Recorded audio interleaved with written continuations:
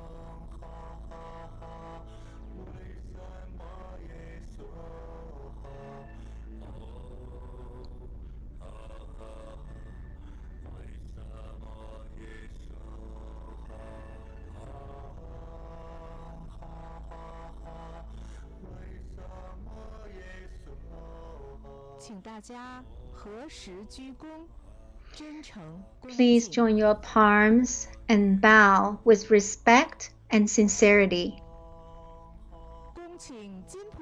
Now, respectfully invite Grandmaster JinBodhi to offer incense in front of Buddha.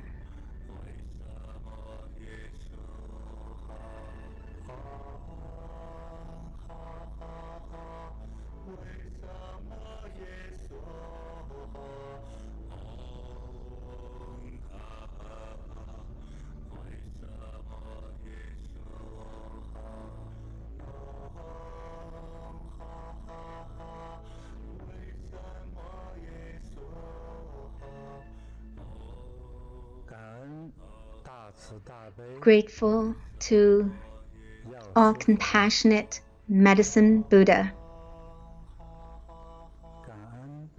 Grateful to all compassionate earth-door Bodhisattva to help all sentient beings, to save all suffering souls.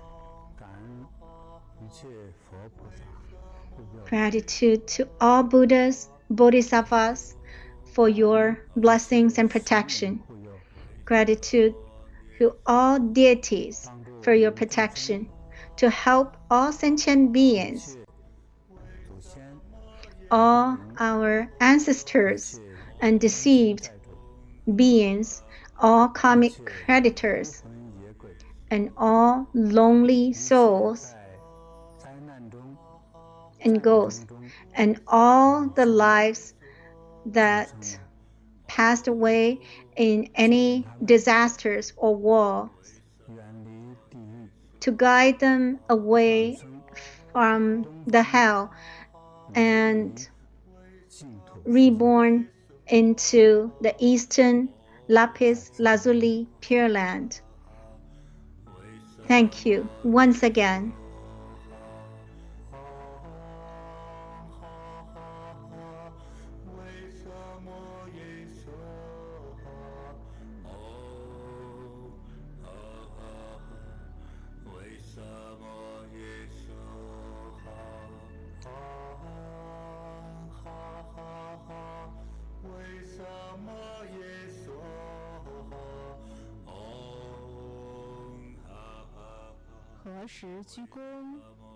Palms together and bow.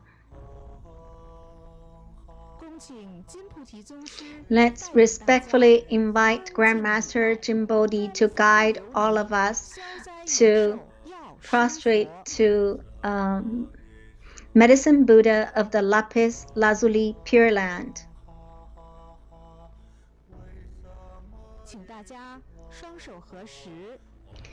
Please join your palms and follow Grandmaster JinBodhi to either koto or bow to show respect.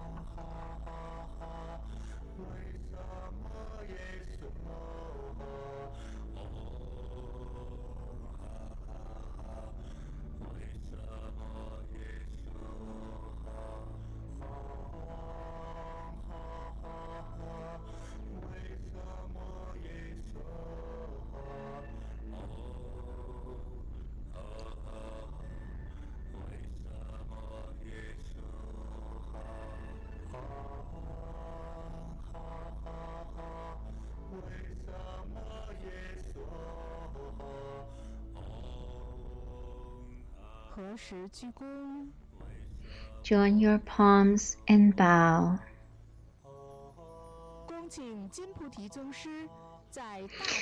Let's respectfully invite Grandmaster JinBodhi to light the candle in front of Erstol Bodhisattva.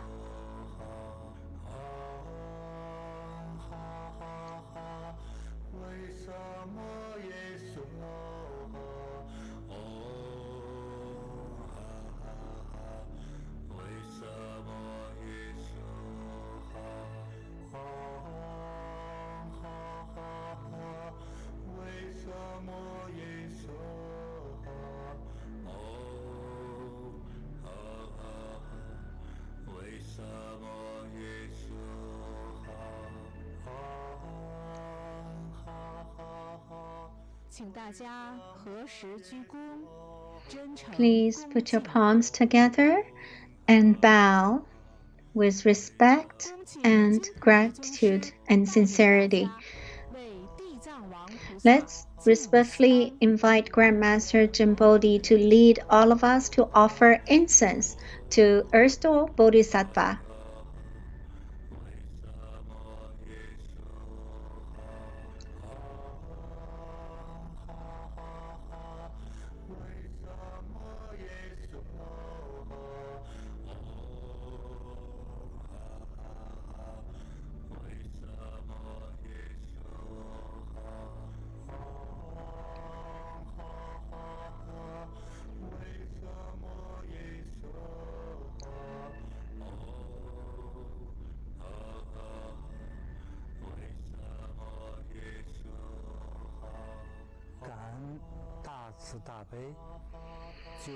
Gratitude to all compassionate Erstol Bodhisattva who save all suffering souls. Countless times and immeasurable eons, you went to the hell to release all the suffering souls to be liberated from the sufferings and attain happiness. Once again, I'd like to express my gratitude to you.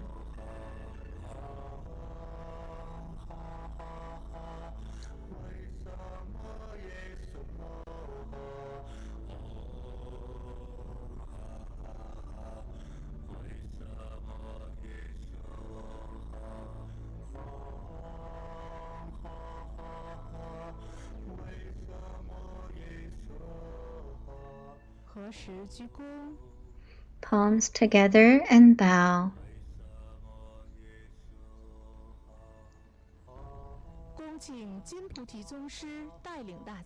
Now, let's respectfully invite Grandmaster JinBodhi to lead us to prostrate to all compassionate Erstol Bodhisattva who save all suffering souls. Now please join your palms, either koto or bow to show your respect.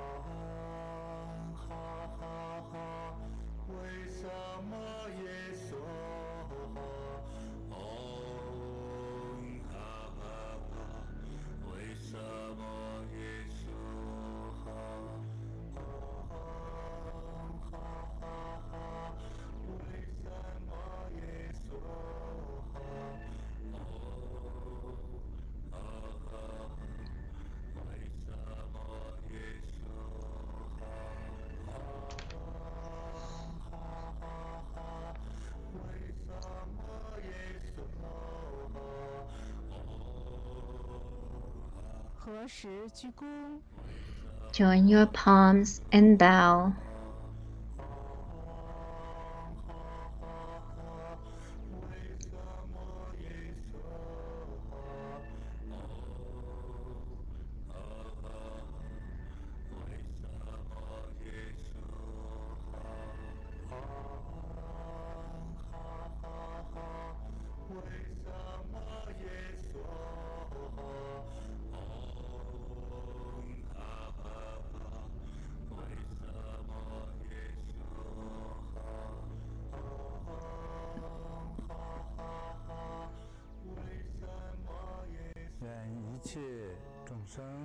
May all sentient beings to be liberated from the suffering sea, to eliminate all evil karma, to eliminate all afflictions, to be rescued from the hell and no suffering anymore, to be reborn in the heavenly realm, to be reborn in the eastern lapis lazuli pure land, to be reborn into the western pure land.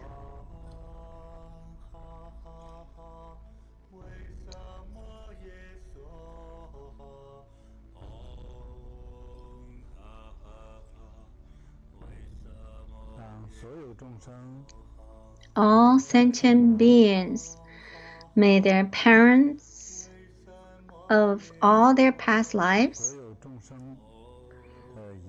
and all their karmic creditors to be free from afflictions,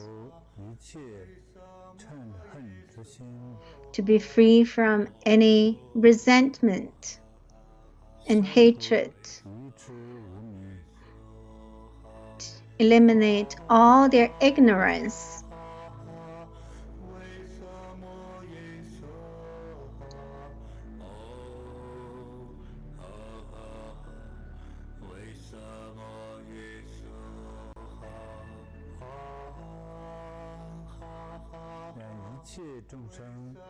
may all sentient beings to be blessed by Buddha light,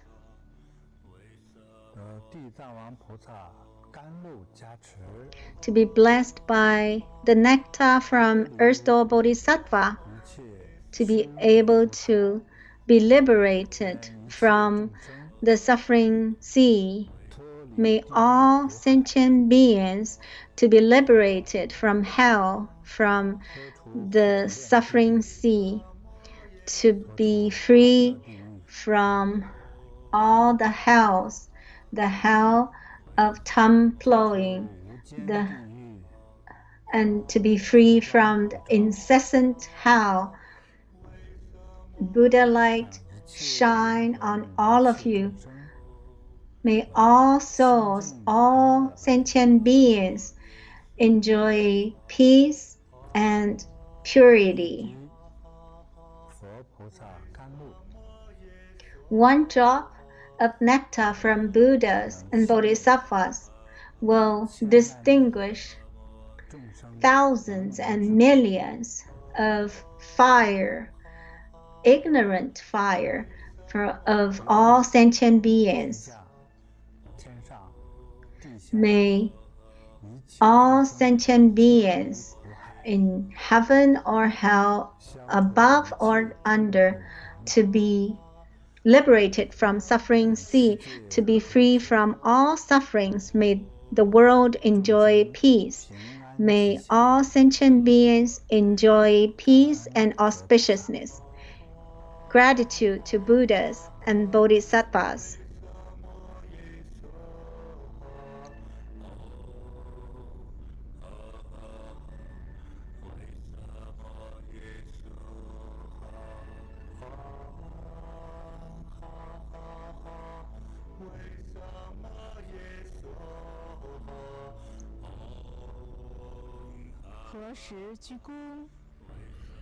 Join your palms and bow. Let's respectfully invite Grandmaster JinBodhi to take his dharma throne and deliver his teachings with compassion.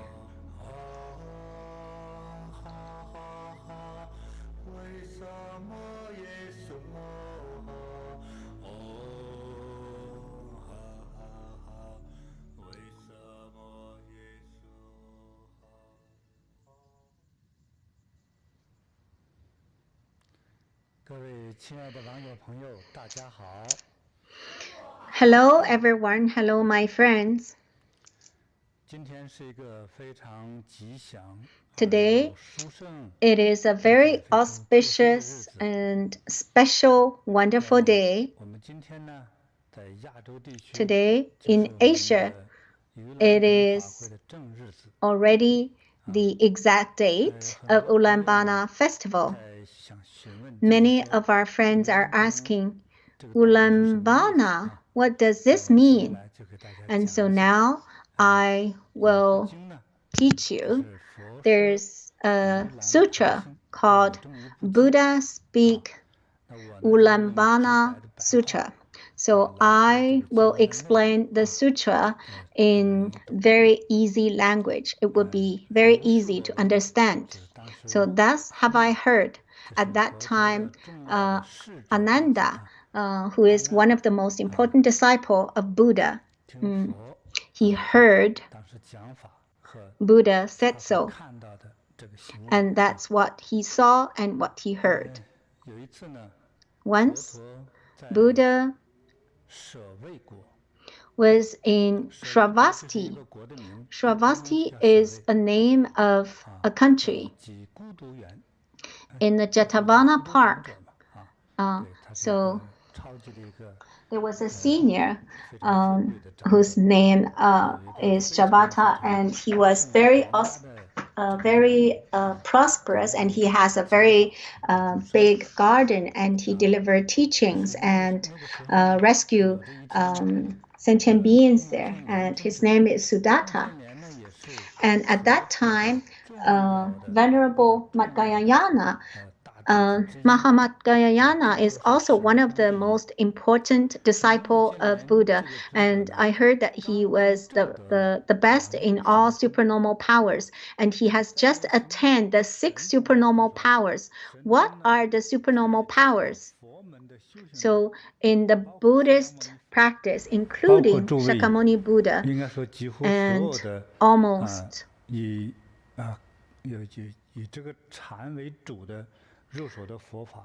and all the Buddhist practice that is focusing on meditation and Zen and Samadhi, because they reach a state of no desire, no desire, and so they will transcend all the human power.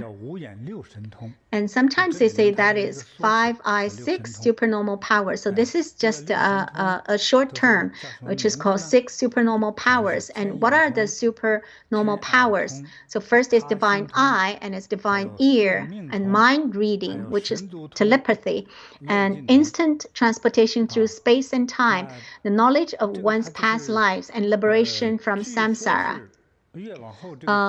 I heard that the later ones are even more advanced, and you can see even further and more profound and more in detail. And so these powers are not what an ordinary human being can possess. Say, for example, divine eye. You say, oh, I can't find my car key. Where is it? And then maybe the master will close his eyes and say, oh, that's there in a certain place, or maybe lost in a garden or something like that.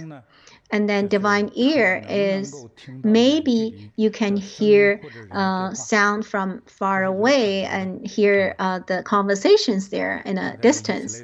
So something like that. So on and so forth. And so Mahamudgayana just attained all these 6 supernormal powers. However,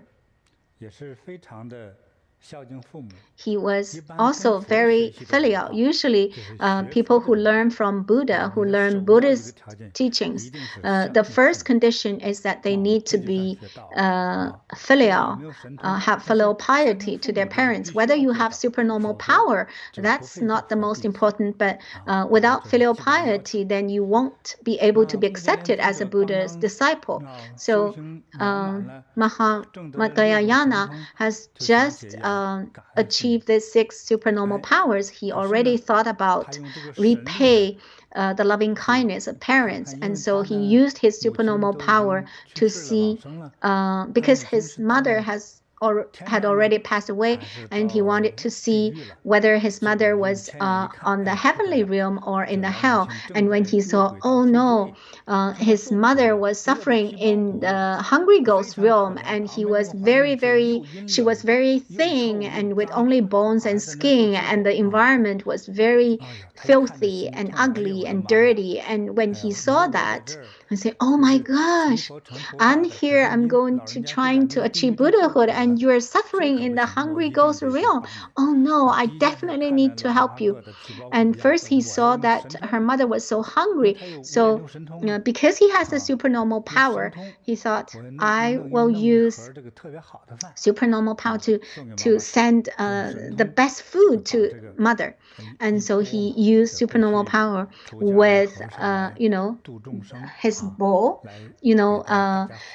those venerable people or sanghas, they have a kind of bowl. So he hold a bowl of very nice food and sent to his mother, who was in the hungry ghost realm. And when his mother was just about to eat it, all the good food suddenly turned into burning coal. And how can he eat it? Because if he would put the burning coal in her mouth, then it will burn the mouth. And so that's very strange. It was food, and when he was about to give her, this becomes burning coal. That's really bad. And the mother is so hungry. And continuously, several times, he used supernormal power, but the food always turned into burning coal, and his mother could not have it. And so he was so worried and anxious, and he talked to King Yama, but King Yama said, well, that's your food. I don't know what to do. And so he had to go find Buddha. And so he went back to Buddha and told Buddha about this. And said, oh, my mother is suffering there. I have these supernormal power and try to send food there. But the food it turned into burning coal, and my mother couldn't eat it. I cannot even pay back any of her kindness before. So compassionate Buddha, please help me. And so Buddha said, your filial piety is very, very touching and touched the heaven and earth. However, but even the heavenly deities or the 4 heavenly kings, they won't be able to help you. No way. And then Mahayana said, then what shall I do? Please tell me a way out. And so Buddha said, and actually that way is very easy for you. You need to make offerings to all the sanghas, all these practitioners. You see, they have already, Mahayana has already attained supernormal power. He's almost like the leader among all the disciples, like the best disciples. And he said, I need to make offerings to them, and their power will be even greater than yours. And if you just help my mom, you'll be able to help. But Buddha said, you need to make offerings to them. And definitely this will be solved. And otherwise, no way can help unless, well, you can try, because if you just send food there, it will definitely turn into burning coal. And so Mahayana said, oh, okay. And Buddha said, okay, let me tell you how to help your mother. Well, actually, because your mother's offense is too severe, and when you make offerings to all the sanghas, all these practitioners, their merits will help your mother to eliminate her bad karma. And after eliminating her bad karma, then she will be rescued. Eating food would be, a small issue. She should be reborn into the heavenly realm and into a good place. And so Mahayana said, really? And Buddha said, yeah. So you need to take the opportunity of lunar July the 15th. So this is the time when all the Buddhist disciples, these professional disciples, so they have the summer retreat. This is a completion day for their summer retreat. And that day is also the Buddha's joyful day. There's another batch of practitioners attend Buddhahood, so Buddha will be joyful. And so yeah, so all the practitioners, some of them may already attend Buddhahood, and all the existing Buddhas will be very joyful. And on this day, the more you make offerings to these sanghas, the faster your mother will be rescued. And so now you need to prepare not just the offerings, and also not just your present parents, but also your parents of your past 7 lives. So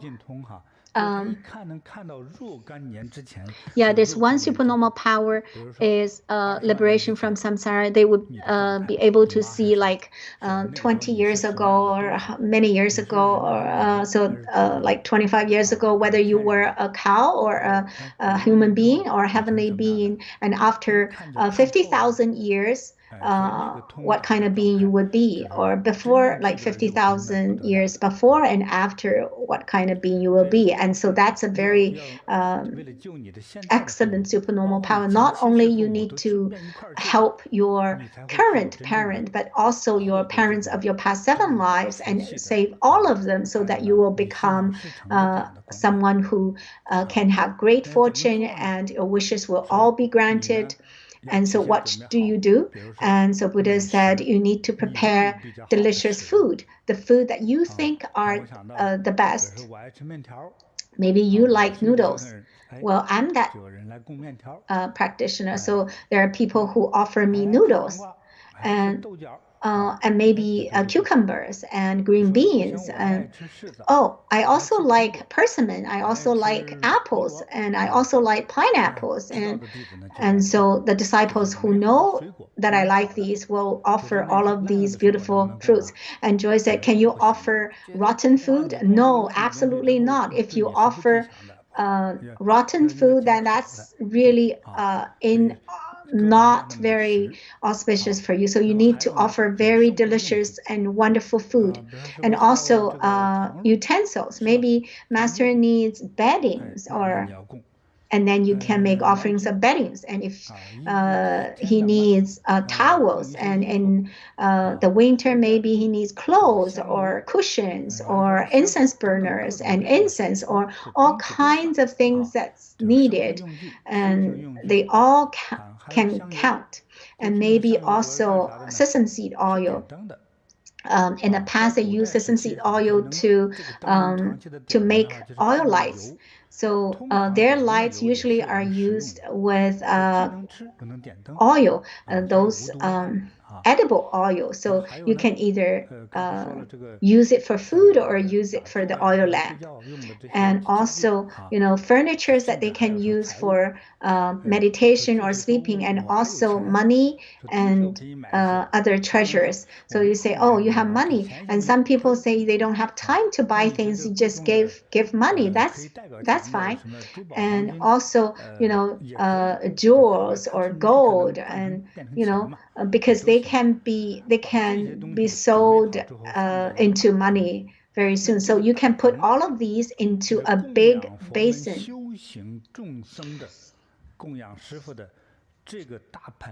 So this big bowl or basin that's holding all these offerings is called the Ullambana.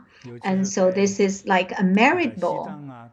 And I have actually seen in Tibet or the southern Buddhists, and they usually will make this offering bowl very luxurious. Some of them have even gems and jewels on it. Some of them are gilded with gold. And in Southeast Asia, sometimes inside the bowl, they will use very thin and fine bamboo. It's like a basket. But in the South, they have those paint and lacquer, so they will paint it many layers. So it's like when you hold it, it's very light, but it's also very delicate. And when you put food there, the food is less likely to get rotten.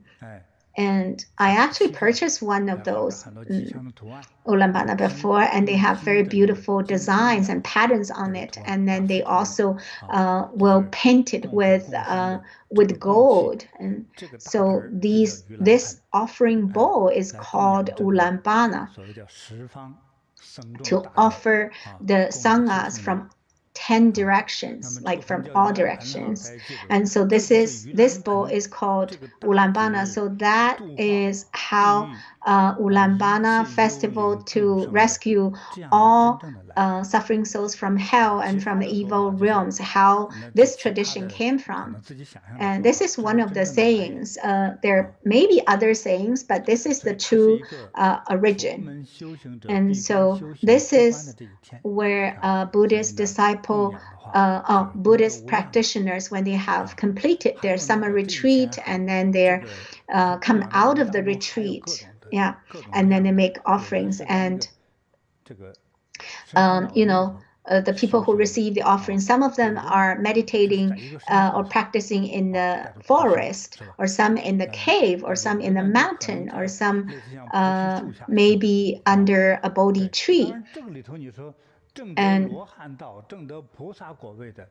so those who have achieved Arhat or Bodhisattva level, there are lots of them there. So it's even though they have a human form, maybe a lot of them, maybe some of them have already reached the 10th ground Bodhisattva level, so very close to the Buddha's level. And so whatever disaster or calamity you have, they'll be able to eliminate it for you. And their merits and dharma power is huge. Whoever make offering to them, they will help the donor or contributor to eliminate their disasters. And then we can receive our reasonable benefit. And therefore, their practice and all the benefits from their practice is making their merits as profound as the the ocean. Whoever make offerings, who will have the blessings, enjoy the blessings and the benefits. And so if you make offerings to these practitioners and sanghas, yeah, the more you offer, the more benefits you will have. Maybe you offer to 20 of them, and then one of them have already reached a high level, and then you will reach very high benefits. And so if you can have the opportunity to offer these practitioners, this will allow our parents, current parents, and also our parents from past 7 lives, and even other relatives and retinues who are in suffering, be rescued from the 3 evil realms. So the 3 evil realm is the hell, the hungry ghost and hungry ghost realm and animal realm. So this will help our parents to quickly be rescued and liberated from the 3 evil realms, and also will allow them to be quickly liberated and have abundant food and drink and enjoy peace and easefulness. And if they are still alive, then they will definitely be blessed even more than Buddhas and Bodhisattvas. They will enjoy health and longevity, and they will be able to enjoy peace, happiness, and ease. If the parents of the past 7 lives, of course, the past 7 lives, they have already passed away because it's already been a long time. And so those parents of past 7 lives, if they are in the 3 evil realm, because of this merit from the offering, they will immediately be reborn into the heavenly realm. Maybe many different realms, and enjoy all kinds of joy in the heavenly realms. Whatever for heavenly king realm or transstreams of heaven. And so Madhyayana listen to what Buddha has taught and made whatever he can as the offering. And Buddha asked all the sanghas from 10 directions so to pray for the donors. So if you make offerings, you are the donor. And so Buddha commanded the sanghas to pray for the parents of the donors past 7 lives, to pray for them. When they pray, of course, this helps to eliminate their disasters. All these arhats or bodhisattvas, these practitioners, when they have a thought, and this thought will become reality because they don't have any desires or wish. And so whenever they have a desire or wish, they will become true. And if they think, oh, I will help you to have an auspicious life, you will not have car accident, and in your heart you just think received, and so in my whole life there will be no car accidents. And when I say you won't have car accident, you need to think, yes, received. If you think really, then okay, I'll try it. If you are that donor, your whole life will have safety in your transportation and never have car accidents. We all say received. And actually we receive. So in this life, we will all be very peaceful and very auspicious.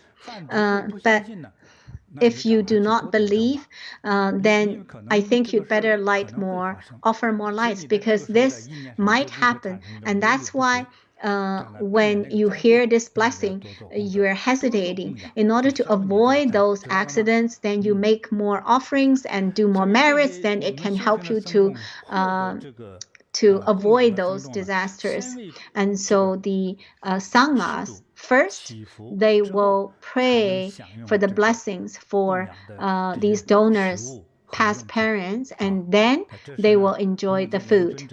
And at this time, Madhyayana and all the bodhisattvas they're very, very happy and joyful. And Mahamadhyana are not sad anymore, not crying anymore, because his mother was supposed to experience 1 eon of the suffering in the hungry ghost realm. Yeah, so how long is 1 eon? It's just a very, very long, like maybe millions of years. But right on that day, she was liberated from that hungry ghost realm and be reborn into the heavenly realm to enjoy heavenly joy. And all of the sufferings of food turning into charcoal or burning coal, those all disappeared. And so Madhyayana said to Buddha, "Oh, my parents, with Buddha, Dharma, Sangha, these 3 treasures, power of merit, they have already escaped from the suffering. If the future people from the future time, and if they want to show filial piety and save their parents, can they use the same way?" And Buddha said, "This is a very good question. This is exactly what I want to say. If they also do the same, whether they are today, if they are a practitioner or they are a king, or high officials or ministers or wealthy people or just ordinary people, if you do this according to this way, the result will be the same. You'll be able to help your current parents and your parents of past 7 lives on this Buddha's joyful day. If you make these offerings of delicious food and treasures and money, and to make offerings to the sanghas of the 10 directions, so your current parents will be able to live 100 years, be healthy, and enjoy longevity.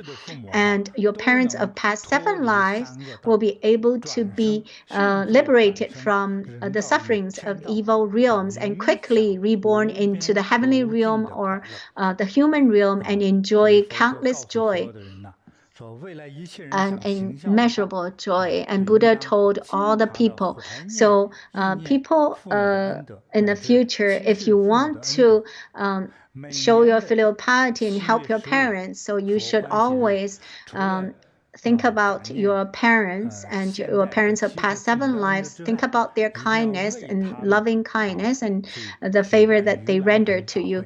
And every year on lunar July the 15th, we should have Ullambana Festival to make offerings to Buddhas and Sanghas. This is the best way to repay the loving kindness of our parents. So this Ullambana Dharma is something that every Buddhist disciple should believe, have faith, and accept and follow the guidance. And Mahamadhyayana and all the disciples, after listening to Buddha's teachings, they were very happy and joyful to learn this wonderful Dharma of helping our parents. So this is the true origin of how Ullambana Festival come from. Thank you, Grandmaster, for teaching us this Buddhistic Ullambana Sutra. I have a question. So in this sutra, Mahamadhyayana has already achieved the supernormal power, and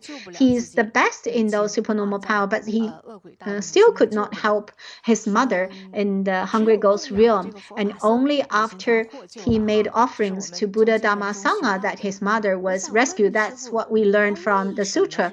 I want to ask Grandmaster, why is that? Why he has such great supernormal power? Why his supernormal power cannot help his mother? Only through make offerings to Buddha, Dharma, Sangha can he rescue his mother. So first of all, Grandmaster says, I always believe in this theory, the theory of energy.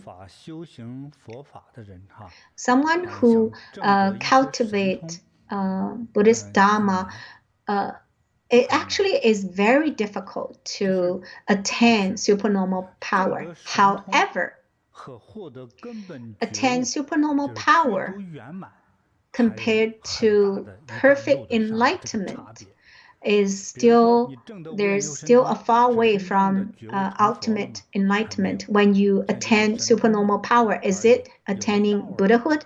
No, you still need maybe you can predict something and you feel like you're going to see someone, and you do see someone afterwards.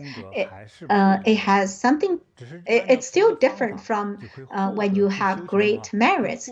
So when you follow Buddha's teachings, you will attain some supernormal power, but on the karma aspect and on the aspect of merits and karma, it's still not perfect, and it's not enough. The sound hearers and solitary Buddhas, they still haven't achieved the level that they haven't helped countless beings. In the Earth Bodhisattva Sutra, Earth Bodhisattva has helped.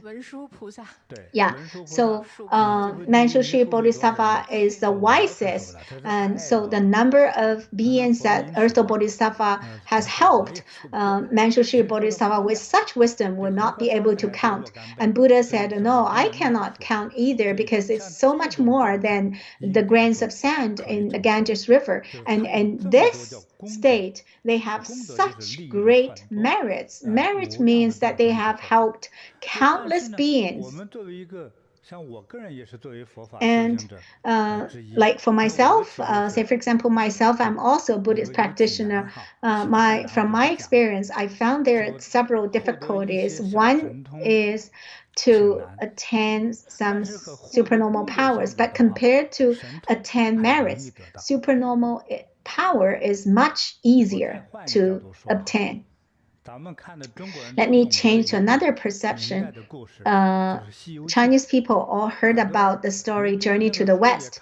A lot of people, even they haven't read the book, they probably have watched the movie of Journey to the West. A lot of kids like to watch the movie too. In the Journey to the West, this Tang monk, compared to the four disciples, whose ability is the highest?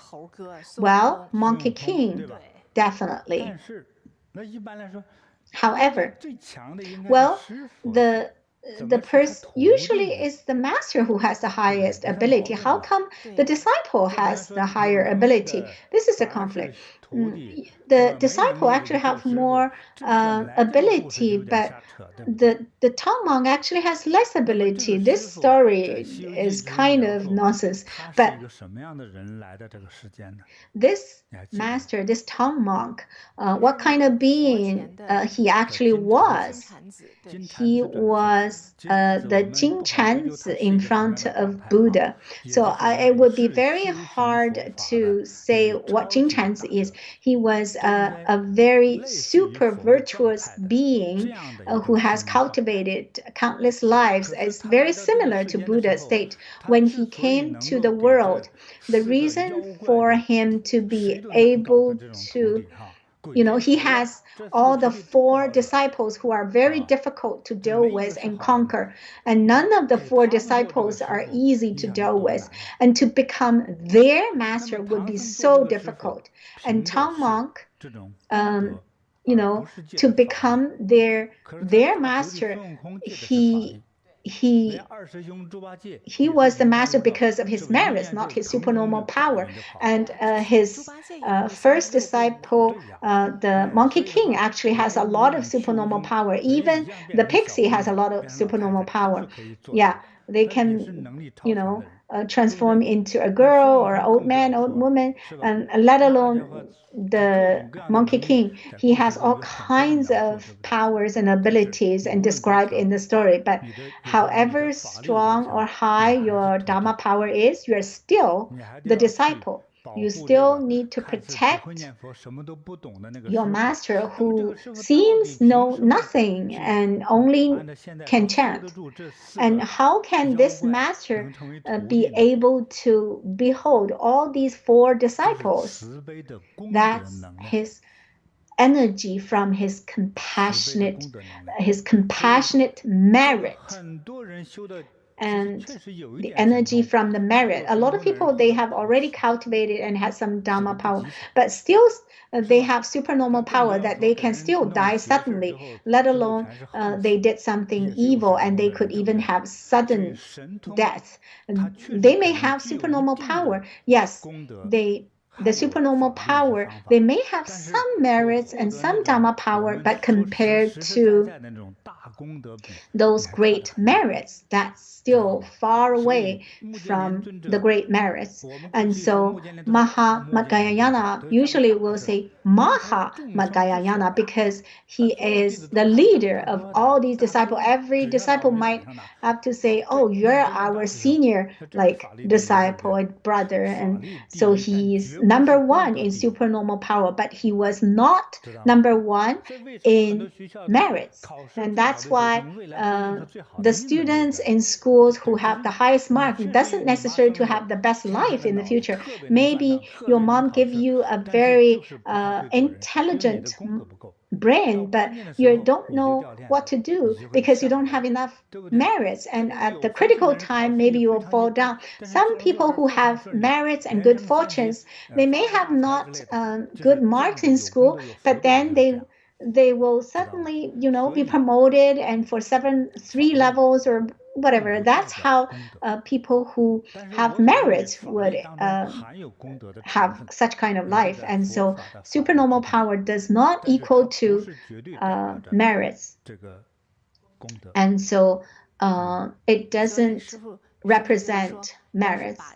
And so if we want to save our deceased relatives and family members, not just through supernormal power, most importantly is through merits. And also people who have a lot of money, actually they didn't make money through their intelligence. Say for example Einstein.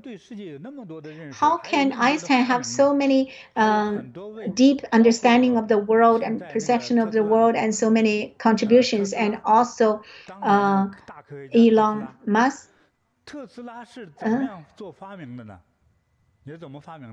how did he make all these inventions? He didn't do research. Tesla. His students said, oh, what were you doing? You're busy in the morning. And he said, oh, last night I have a feeling if I do this, then I will have a super generator. And he just do it. And then, oh yeah, it can generate with air, generate power with air, and then say, oh, if these lines put together, and then they can send cables. Or so he didn't do it through research. He just got it, and he didn't do any research. And so those super scientists, including Einstein, a lot of that he just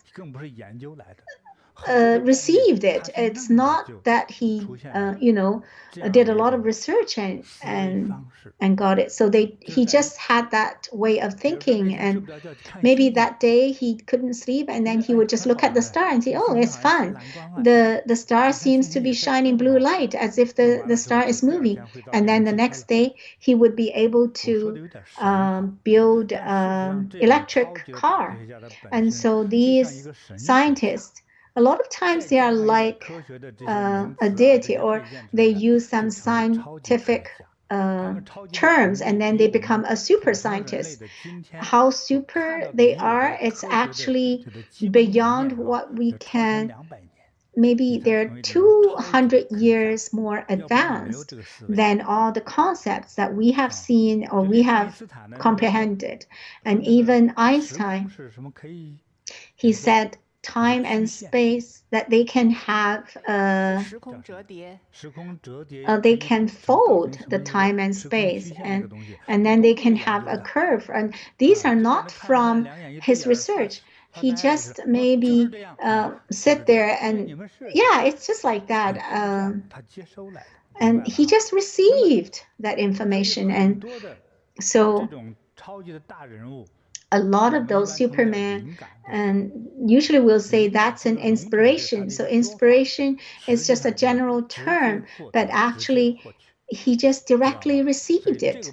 And so this is his merit. He doesn't need to do research and he will have it. And so I'll tell you something that you like to hear. If you want to be a wealthy person, you doesn't necessarily to be very smart, or it doesn't necessarily to know how to manage, but then you have a lot of money. That's it. And I saw online that there was someone who has a detector for the bomb, and so he would test, oh, here or there, and he was trying to see if he can dig out some money. And then he found such a long gold brick, and he also took a picture of himself. He wasn't, yeah, he wasn't, yeah, he has a very fortunate face, and he was not, yeah, he not always shaved his beard and mustache, but you know, that gold bar, the big long gold brick, at least like 25 kilograms. And so he doesn't need to, you know, have money, you know, with a lot of effort. So some people may blame me for saying this, but you're just born with this wealth. It's all because of merits. Okay, so that's all for my teaching about this. Thank you, Grandmaster. So after we hear how Mahakala saved his mother, yeah, so now after we hear this story, we understand further about how Ursa Bodhisattva saved her mother. Yeah, so the Brahmin woman and bright eyes, they are not as powerful as Mahakala, but they actually still saved their mother through great offerings.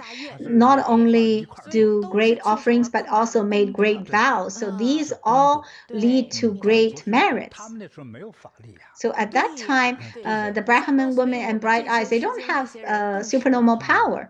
And as we ordinary people, we don't have dharma power, we don't have that much wisdom, but we have filial piety. As a child, we want to respect and pay back to our parents. And so what should we do? So Buddha told us a very good way to make great offerings, to accumulate merits, to use the merits to save our ancestors, our parents. Okay, so I'd like to add one more sentence. Grandmaster said, to make offerings to all these sanghas, Buddha, Dhamma, Sangha. Why?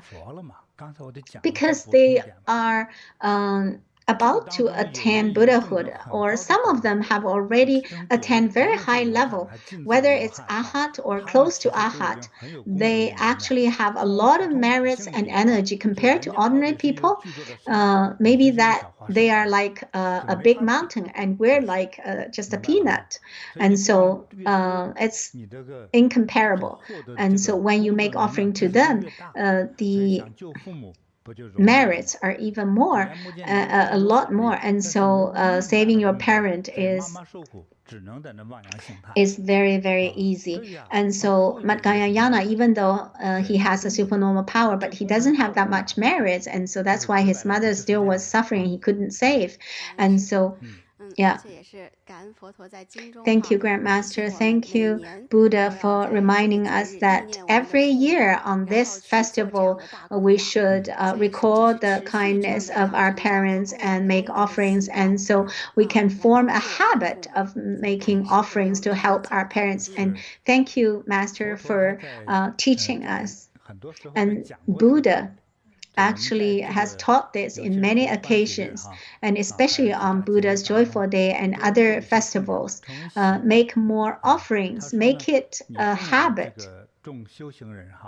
When you make offerings to all the practitioners and sanghas, you need to eventually accumulate.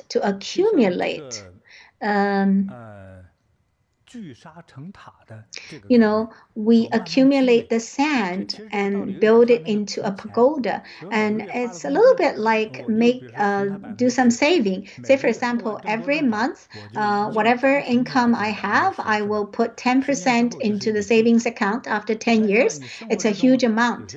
And sometimes some expenses are necessary, some are like not that necessary. So if you save it and put it into the saving account, maybe after 10 years, it can save you from a big disaster. So merits we can slowly accumulate. Another way to describe it is like the merits is like a drop of water, and the water will enter the ocean, and the water falls down from the high mountain into the brick, and then into the river, and then into the ocean.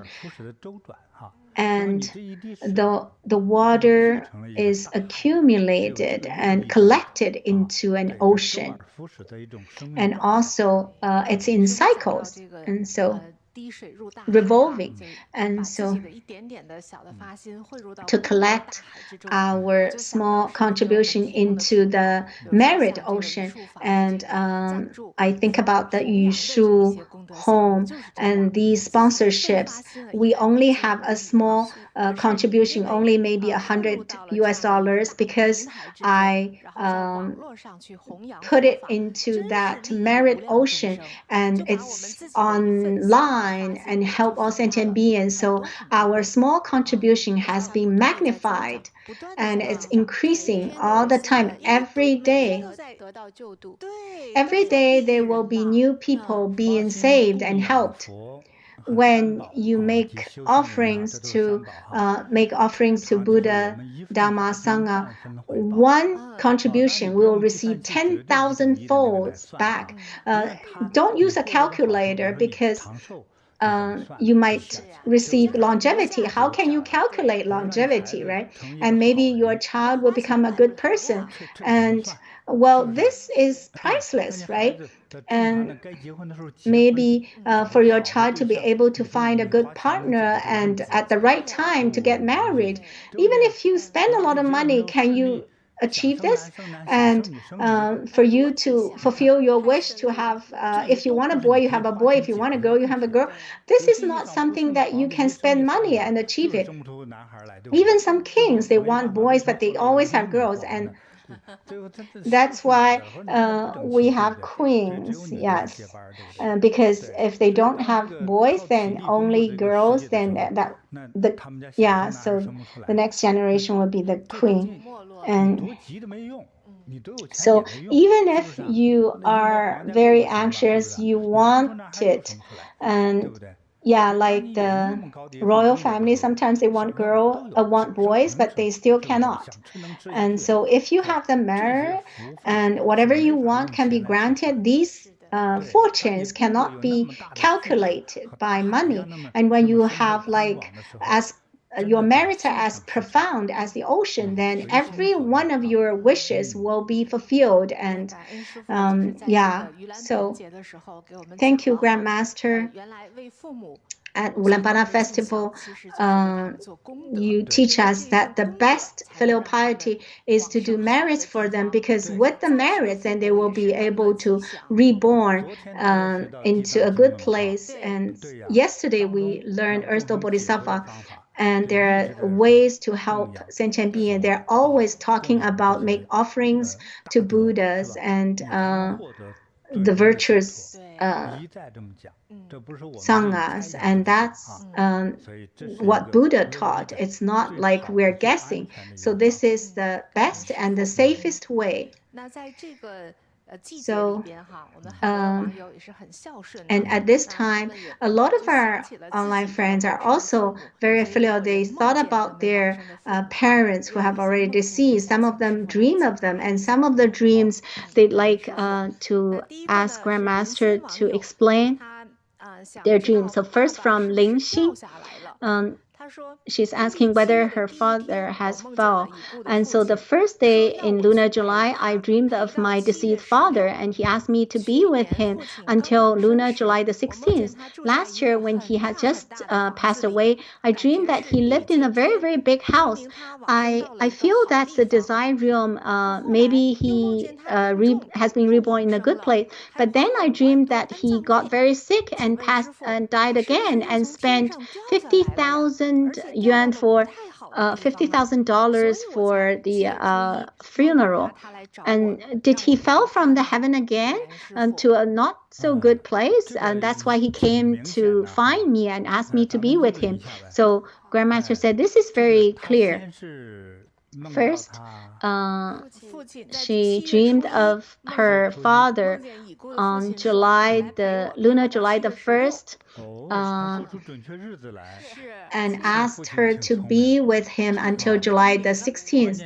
So this father, Grandmaster said, is very smart to be with him until July the 16th. So waiting until the Ullambana Festival. He's waiting for today. I don't know if that's a man or woman, the daughter or the son. So at this time, you do merits for your father, and then your father would be able to be released into the heavenly realm. So,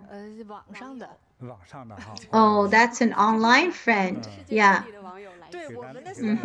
Yeah, so a lot of our letters and emails are from online. Sometimes they don't tell us where they're from. So this is a dream that he or she had this year. And last year, let's say he dreamed that the father lives in a big house. And so Lingxing thought that the father is in a good place. But then he dreamed that the father is sick and then died again. So in a dream that the deceased father died again, and at the beginning he lived in a big house, not in the hell, definitely not in hell, and then died again and spent $50,000 for the funeral.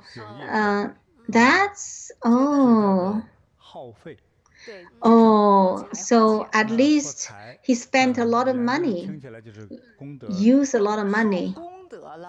Yeah, so a lot of merits being used, or lack of merits, and need to spend money.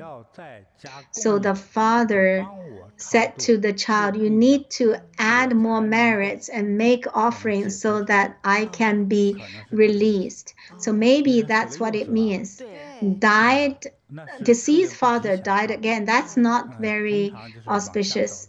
Usually it's because he fell. Maybe at the beginning he fell. Deceased was in the hungry ghost realm, not in hell. But after the judgment, he has been sent to hell. Oh no. So the father asked the child, you need to do merits for me. You see, I spent so much money. Yeah, even die.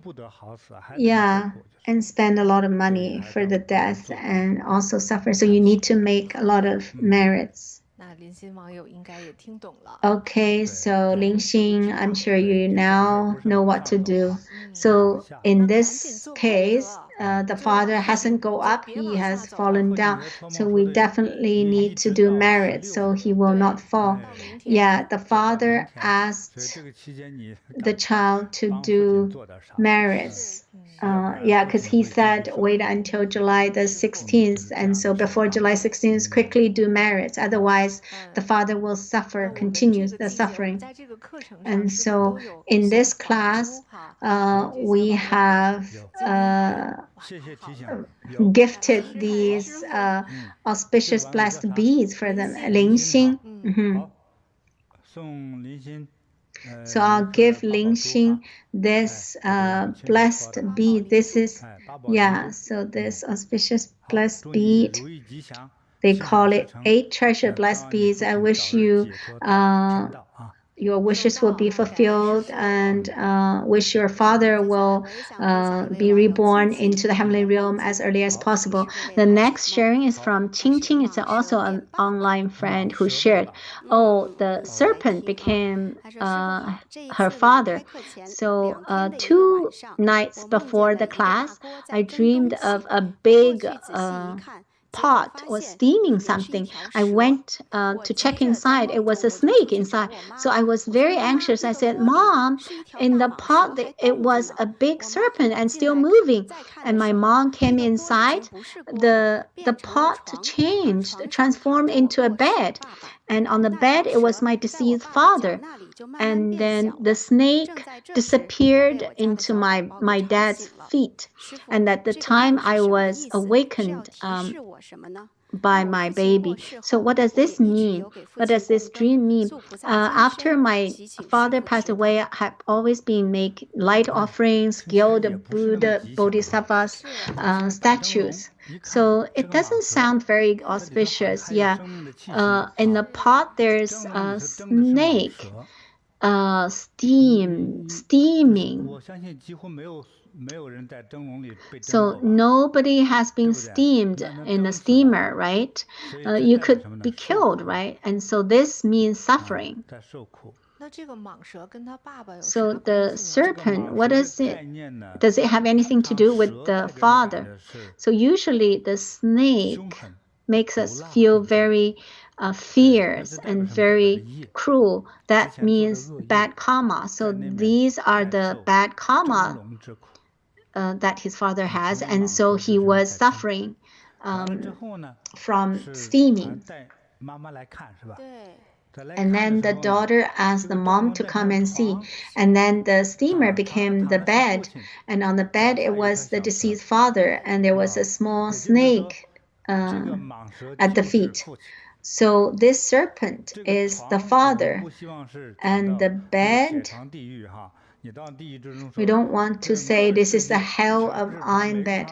In the whole hell, there were iron bed, and you're lying on the bed and suffer. And so this serpent indicates the evil karma and being punished. And that's that's her father. Oh, you need to do merits right away. And today is such a wonderful day. So on this auspicious time, do merits and and save your father. No one wants to be steamed, but she says she has already made light offerings and gild Bodhisattva's golden body, but maybe the deceased person has too much severe karma, so you need much more merits. Okay, I'll give this friend this auspicious blessed beads. I hope your father will be liberated soon and not suffer anymore, and I wish you auspiciousness and wish fulfillment. Received. Thank you, Grandmaster. And next sharing is from Xiaoying. She's from New York. Oh, this story is very painful. So she said, my mom is 72 years old. When she was very young, she always knows something from her dreams. And 13 years ago, the situation becomes even more serious. At that time, I think she was attached by some being, and she would have a lot of odor in the mouth, can smell from far away, and she would do something very strange. And she said there's a sound that demand him to do that. And then I came to Bodhi. I offered 49 days light. And after that, my mom said that a lot of our ancestors has already been reborn with the blessings of Bodhisattva. And the mom said that spirit on her body has very strong dharma. Even the deities cannot catch it. And without master's big blessings, it would be terrible. And then mom said that the spirit left her and blow air into her ear. Sometimes she'll be able to hear some bodhisattvas talking to her, and then sometimes ghosts talking to her. And every day she would use cinnabar to draw on the whole house, and sometimes will be banging the plate, sometimes chanting some mantra, sometimes scolding someone, all kinds of things. And therefore I offered lights, and also I do a lot of offerings. And once Grandmaster said the blanket, our blanket can avoid illnesses, I purchased one for her, but when she covered it, she said, oh, it's like a knife cutting her. And next day she threw it away. And she also threw away the Guru Rinpoche's tanka. And also this Xiaoying, she was very, very weak when she had the second child. She was very, her little baby was only 6 pounds after delivery. And so her mother always buy frog to cook for her son.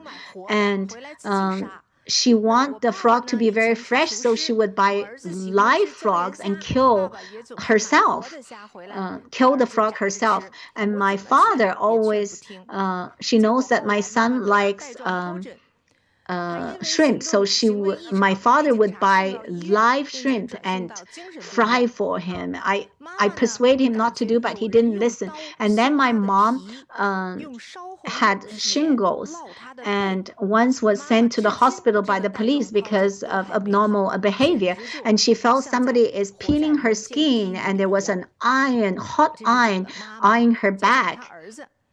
She feels like living in the hell. And for my son, at 6 years old, because of hernia, he was sent to the emergency. And it's a small operation, but he couldn't. They couldn't arrange a time for the operation. I dreamed of some frog legs chasing my son, and so I offered lots of lights for the frogs. And finally, my son got the time for the operation. When he was only 1 year old, he fell from the second floor, and he hurt her head. There was a part of the head that doesn't grow hair for a long time. And so there's a brother said that he doesn't have his soul not very complete, and he couldn't focus in school. And so I helped my daughter and son to offer lights and did a lot of offerings. And now he's getting much better. And the day before, I saw that he was shaking his head second times. I thought there's something not so auspicious. I said, what happened? He said, there's mosquito. But actually, we don't have mosquito. And I said, and then he said, oh, do you hear a horrifying sound? It's from the right. I don't know what happened. I dare not ask him. I just pretend nothing happened. Now he's 12 years old. He's also a tiger. And now let's talk about my younger brother. He has very serious depression for over 20 years. When I get married and got pregnant, my younger brother cut his throat with a knife. And then he said, oh, my sister has everything. I don't have anything. And when the Xiaoying is pregnant the second time, he harmed himself again, and he even cut his cell phone, and he wanted to cut off his root of life. And so because of mental issues, he was hospitalized for 4 times. And so all the knives are locked. And whenever I greet him or communicate with him, he doesn't respond. And this period of time, he would always yell. I couldn't hear what he was yelling. My parents, when talking to him, he didn't respond. I also light 7 49 days candle. And every day, I'm always worried that as if there are some bombs can explode at any time. So Grandmaster all of these, why it happens, what can I do to dissolve all these bad things and help my family members? We have to sigh. I feel so tiring, and we really feel so hard for her. And Grandmaster said, I dare not talk about her. Even there's only one person like this, it's very difficult. From the mother to the younger brother and the son, 3 generations and all the closest. You cannot leave your mother aside. You cannot leave your son aside. And you only have one younger brother, and yeah, so they are together, and so you cannot avoid either. So what can you do? Yeah. So the mother, I noticed that the mother feels someone is always peeling her skin and eyeing her back. This is a description of the hell. Yeah, the suffering in the hell is bringing to the human realm. She's probably reborn in the human realm, but still, she can still feel the suffering in the hell. Yeah, so this is like put together. So that's why her mind is not very clear. She always do something strange. We have the meditation blanket, but when she covers the blanket, she feels it's like a knife. And so any blessed gift, he wants to hide it.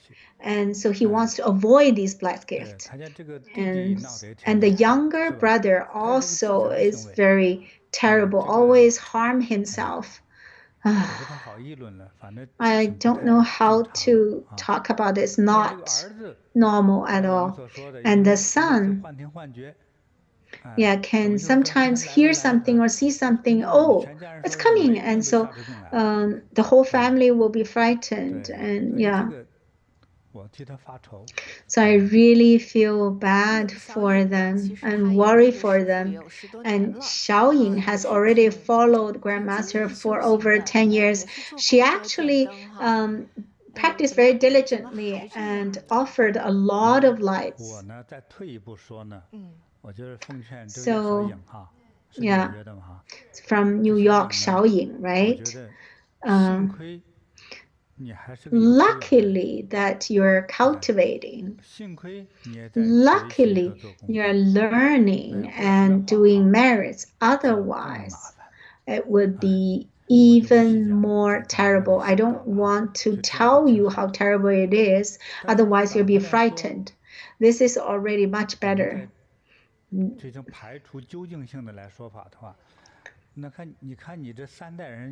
So look at the 3 generations. You're not able to avoid them, right? If you don't have a good husband, you can divorce. But how can you avoid your mother? How can you avoid your son? You cannot. So what is this? Xiaoying, listen carefully. This is your offense, your sin, your debt. You need to pay the debt. Today, you are the clearest mind. You need to serve all of them. You need to bear these. Those people who have these illnesses, they don't feel pain. Yeah, a lot of times when they make you very sad, they're actually happy because they're abnormal. But you have a clear mind, you will feel miserable, right? So you actually owe them. So what can you do? Happily accept it and cultivate so that in the future life you will be reborn into a very auspicious and peaceful and prosperous life, and visualize this way and do things like that. Even though you are facing all these, but your joyful acceptance will bring you limitless courage, and in the future there will definitely be a wonderful transformation and change. You need to still treat them kindly. You owe them. So,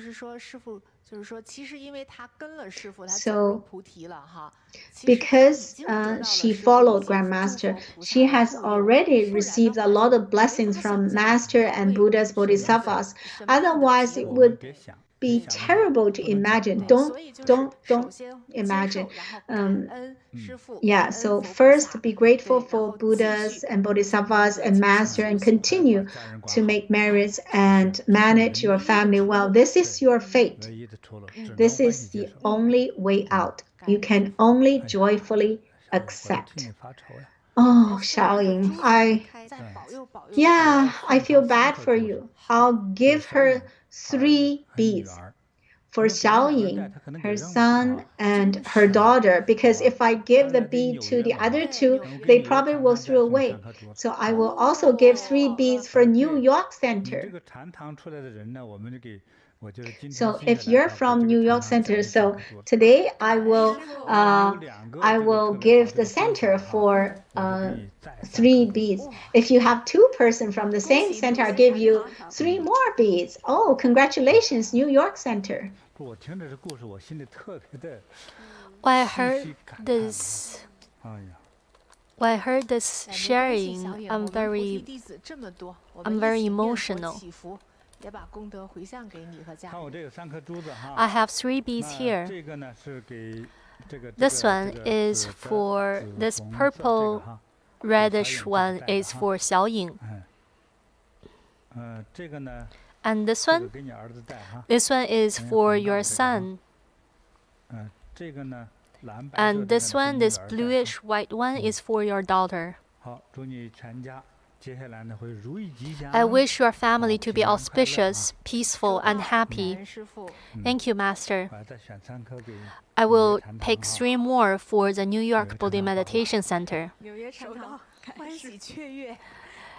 New York Center must be very happy. All right, so these 3 is for New York. This is very big. This one is like a swimming tube. All right, New York Center, here's your wealth. I wish everyone who wears these beads, everything be auspicious. Master, I want to share another story from Ping Song. Dear Master, my name is Ping Song. My brother died from pancreatic cancer in March 2021. And after his passed away, I made light offerings and also made offerings to Earth Store Bodhisattva and sponsored to Guru Rinpoche. And I dreamed of my late brother, and his daughter dreamed of his father, and his father had another surgery, and there were 2 beds. His daughter was playing her mobile phone on the smaller bed beside her father.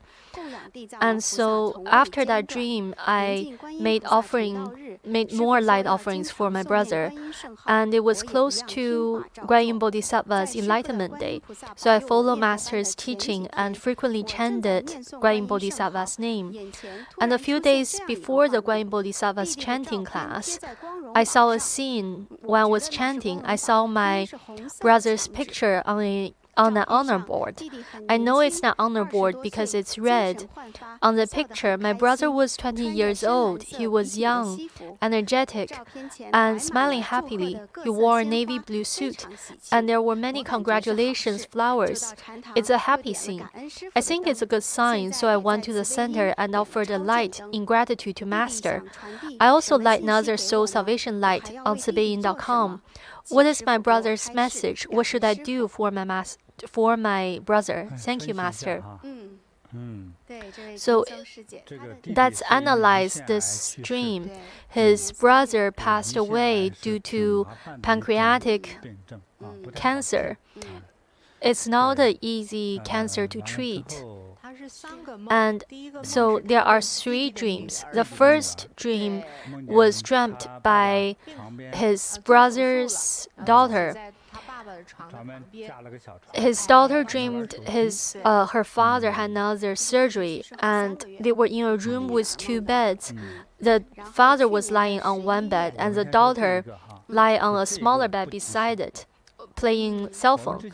And this is not an auspicious dream, because it's best that not to dream of your late relative, especially when they are sleeping together or sleeping in the same room.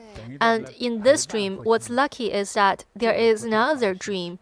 There is another bed in the room. It's not the worst, but it's also not very fortunate.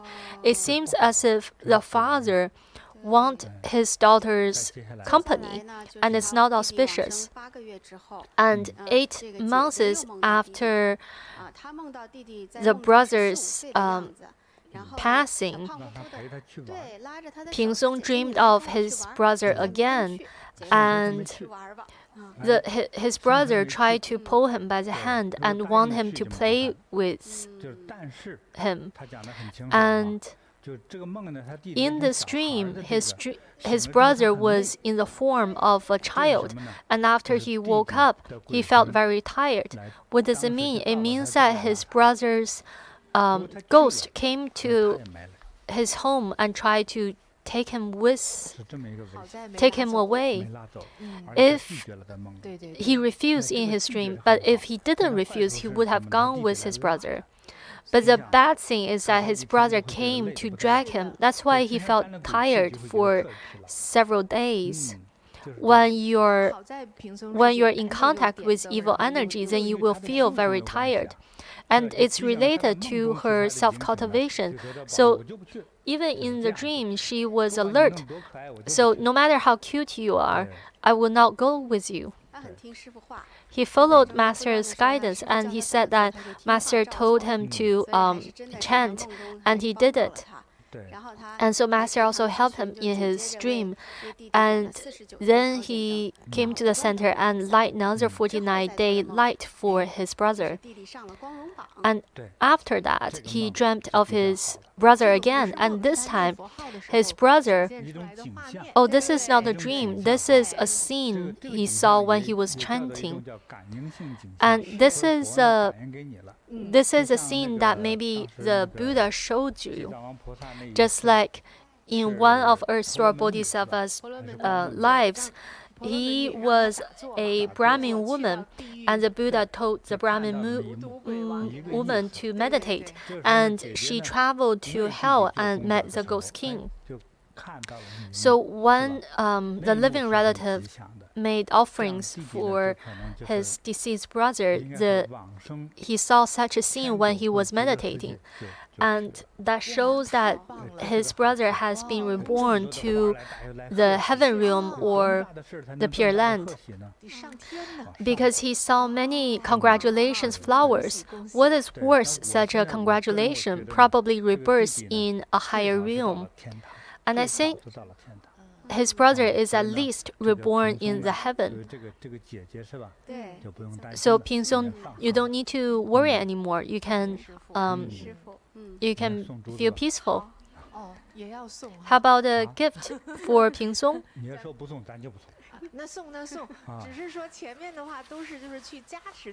Before, Master just give energy blessings, and this is a good dream, and we're giving him more blessings with a bead. Shall we give 3 beads to the Toronto Center as well? Yes, it is their chance. You shouldn't have reminded me. This one. This is for Pingsong. This is for the Toronto Center, and I'll just pick 3. These are all big ones. These are for Toronto Center. Congratulations, Toronto. Thank you, Master. Next sharing is from Yvonne. Dear Master, my father was a drug dealer and a drug user. He was also a gang leader. About 18 years ago, he died from cancer after suffering extreme pain. After I came to Bodhi meditation, I made offerings and sponsored the Erythematosus Sutra for my father and grandfather. This April, I dreamed of my father. He was in the kitchen at where his residence was when he was alive. It was cold and chilly. He was packing up as if he's going to move out and rent the place. Under the desk in my room, he found a large bottle of cooking oil, a pandan cake, and 2 pieces of glutinous rice cake. It was dark outside and raining. Suddenly, we were scared, as if someone is going to stop him, and he had to hurry up. And on May 15th this year, I dreamed of my dad again. He was in a very cold place. I think he still needs help, so I sponsored the Sutra of Contemplation for my dad. Recently, when I dreamed of my father, I tried to tell him that I want to go to where he is, but I changed my mind because it was too cold. My health has declined in the recent years. I also hear weird sounds when I sleep. I also have a run of bad luck. Master, please analyze my dream. This is a very interesting dream. Everyone's family background is different. Yvonne's father was a gang leader and a drug dealer.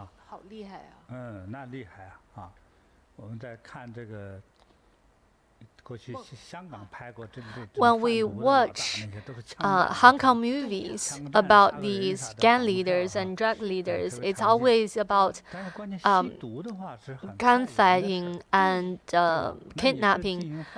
And also, dealing drugs is not a good job. It harms a lot of people. And so dealing drugs is not a good thing. It harms other people. It costs you merit. Anyone who has a drug addict at home, it will break their family. And also, taking drugs is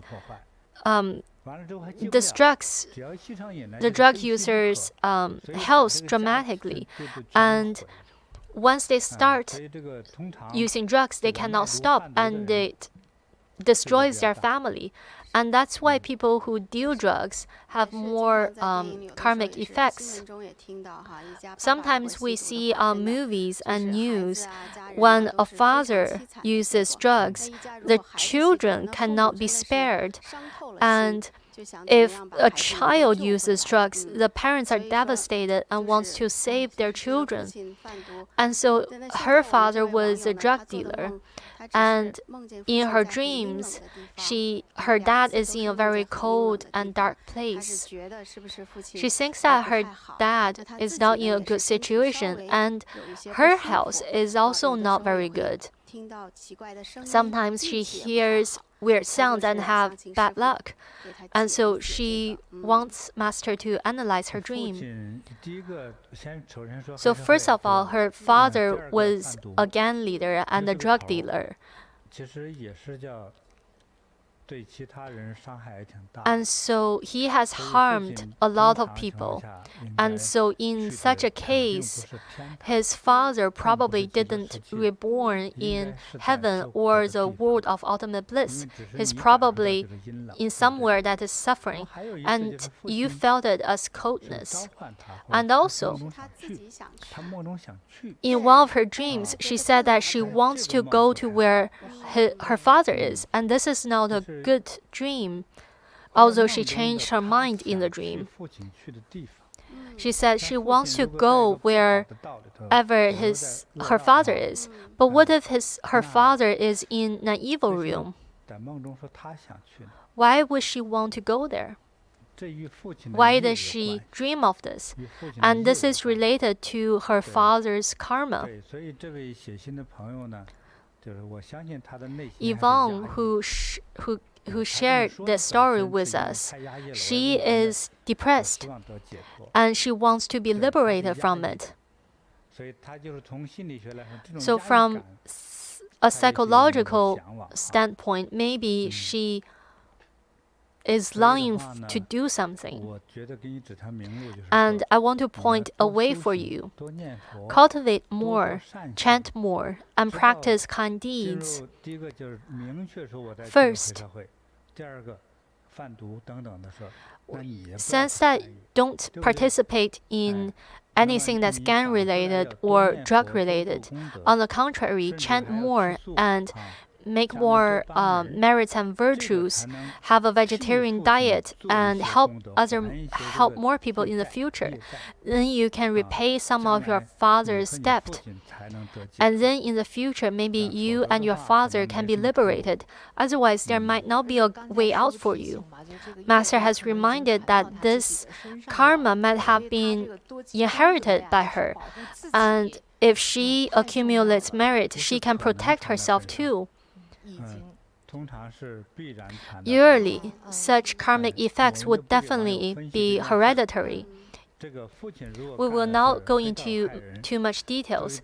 The father was in the gang business and harmed many other people, and the children will be impacted. The children will suffer too because of their father. And trust me, just do more good deeds, have a kind thought, and help more people. Then you will be helping your father and yourself in turn. So, in this case, can we give Yvonne a bead? We need to give her a blessing.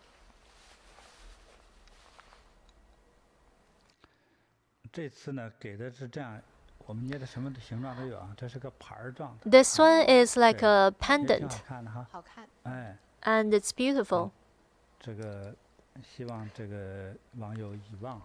I wish Yvonne happiness and joy.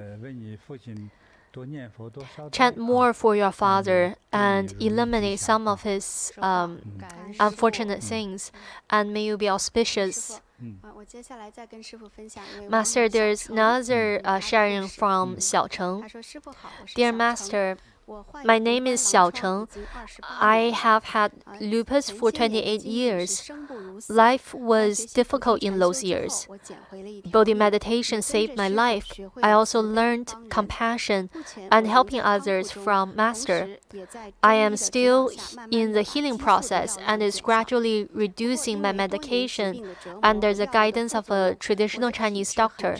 For many years, I've been tortured by the illness and the drug's side effects. I'm weak and low in vital energy. My body has a lot of dampness. My face and abdomen are bloating frequently. Someone told me that I was a scholar in my past life. I helped other people writing letters to the government to file lawsuits. Once I took a bribe and lied in the letter and altered the facts.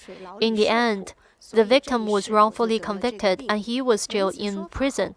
So I am ill in this lifetime because that victim suffered in jail. After I heard about my past life, I repented to the lives I harmed and paid for their forgiveness. I made many light offerings and did kind deeds. Recently, I sponsored the Sutra of Contemplation in the name of my karmic creditors. I also offer many lights for them, including Guanyin Bodhisattva's Blessing Light and Ullambana Soul Salvation Light. I also offer lights for my ancestors. As the seventh lunar month came, during these days of learning Earth Store Sutra, I've been feeling especially uncomfortable. I felt extremely weak. My abdomen was bloating and I had a shortness of breath. Afterward, I offer another light to liberate my karmic creditors, and I feel better today. Master, what can I do to help sentient beings that have harmed before so that they can be liberated? Can you tell everyone about lupus? Is this easy to treat? It's not easy to treat. It is a chronic illness due to because their immune system is chaotic. And our immune system is supposed to protect us and fight against bad cells, like cancer cells. But people who have such an illness, their immune system will will destroy healthy cells. And they will take medication that suppresses their immune system. And when they take this immune system suppressing drugs, their immune system function is suppressed, and so they cannot fight other infections.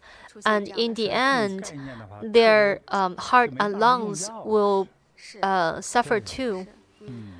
So it's very difficult to treat, and it's just how long you can bear it for. About 20 years ago, I knew someone who had lupus. At that time, he was in the Guangdong province, and there was a traditional Chinese medicine doctor in the Hebei province. And every half a month, this person will travel from Guangdong province to Hebei province and spend 60,000 renminbi for treatment. And every time he would buy 3 large bags of like duffel bags of Chinese medicine, and if he eats the herbal drugs, it doesn't really help him, but if he doesn't, he becomes more painful. So is this sharing from a man or a woman? I think it's a woman. Doesn't matter whether you're a man or a woman. I recommend that you walk energy bagua 2 hours every day. If you want to try it, try to do this continuously for 1 year. Then maybe you will find a way out. Because this illness, the more medication you use, the more troublesome it is, because you don't have any immune protection. Then why don't you try energy bagua? Energy bagua, you can try this for 1 year, and that is one trial for you. And she asked about her karma, right? Yes, she asked about the karma. Any severe illnesses, severe events, it's usually caused by merits, virtues, and karma.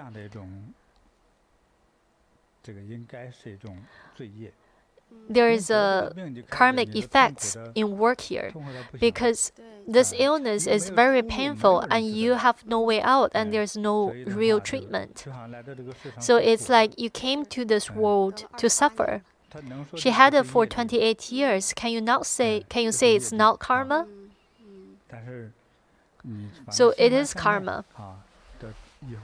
You need to have kind thoughts and kind deeds. If you follow my class, I hope that you will listen to my classes. And during this process, I think Buddha and Bodhisattva will help you. They will give you blessings. And also walk energy bagua, because and remember, if you have this illness, you have to be very careful about your diet, and there is a chance of healing. I will also give you a bead. I hope you will heal soon.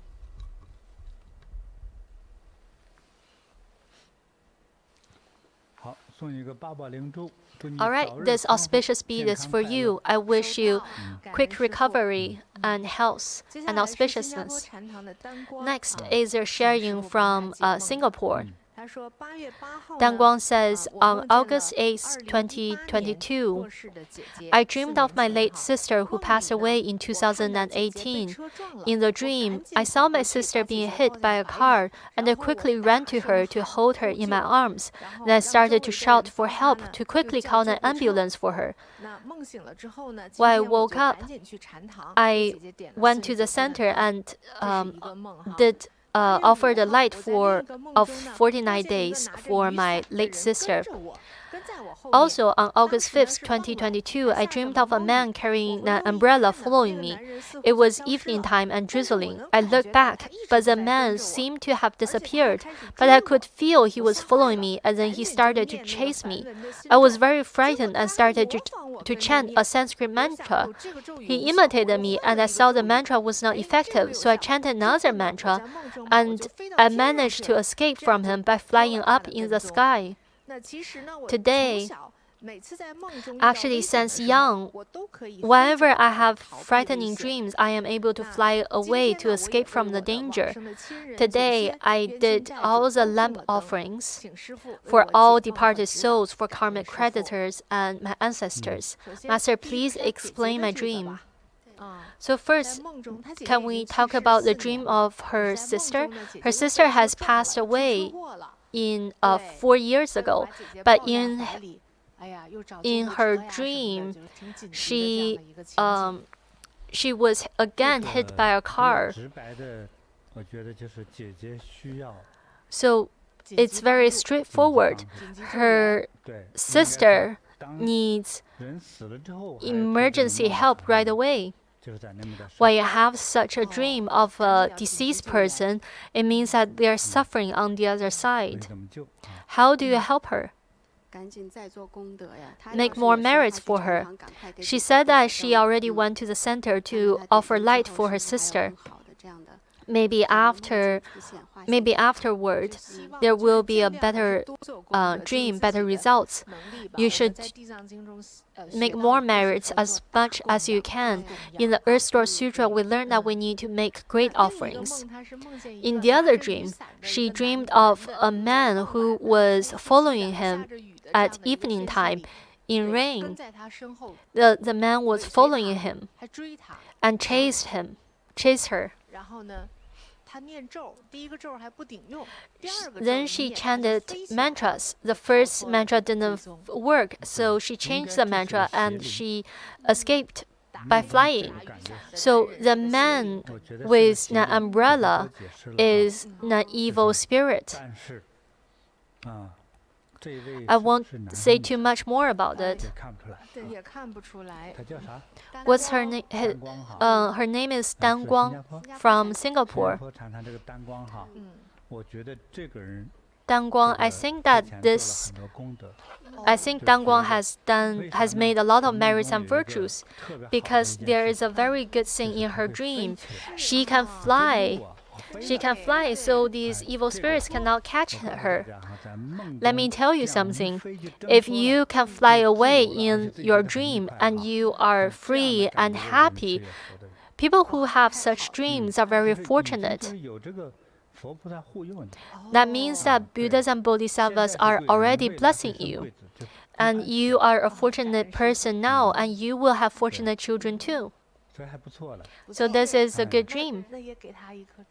Shall we give her a gift? Dan Guang, you need to understand what her situation is. Your sister needs emergency help from you.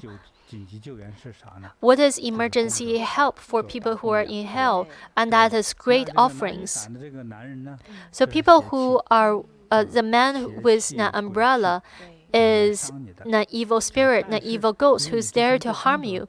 But because you had made merits before, you were able to fly up and escape from him. And if you can fly since you were young, then that means that it's due to the fortune from your past life. When you can fly now, it's due to the merits that you earn nowadays. Shall we give her a bead? Yes, she's being bothered by evil energies. We should help her. And also 3 more beads for the Singapore Center. So this greenish yellow one is for Dan Guang. May it protect you to be auspicious. And may your late families, wherever they are, may they be protected too, and may everything be auspicious. And pick up 3 for the Singapore Center. These 3 beads are for Singapore Center. Congratulations, Singapore Center. Thank you, Master.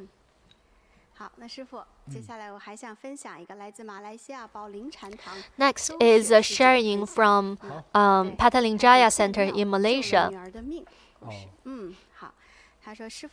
Zhou Xue says, when I was 11 years old, I climbed onto a 2-meter tall ladder to get something. I fell off the ladder and lost consciousness. My head was severely injured and bled a lot. My parents sent me to the hospital and I was admitted into the ICU. When my life was on the verge of death, my dad remembered a dream he had.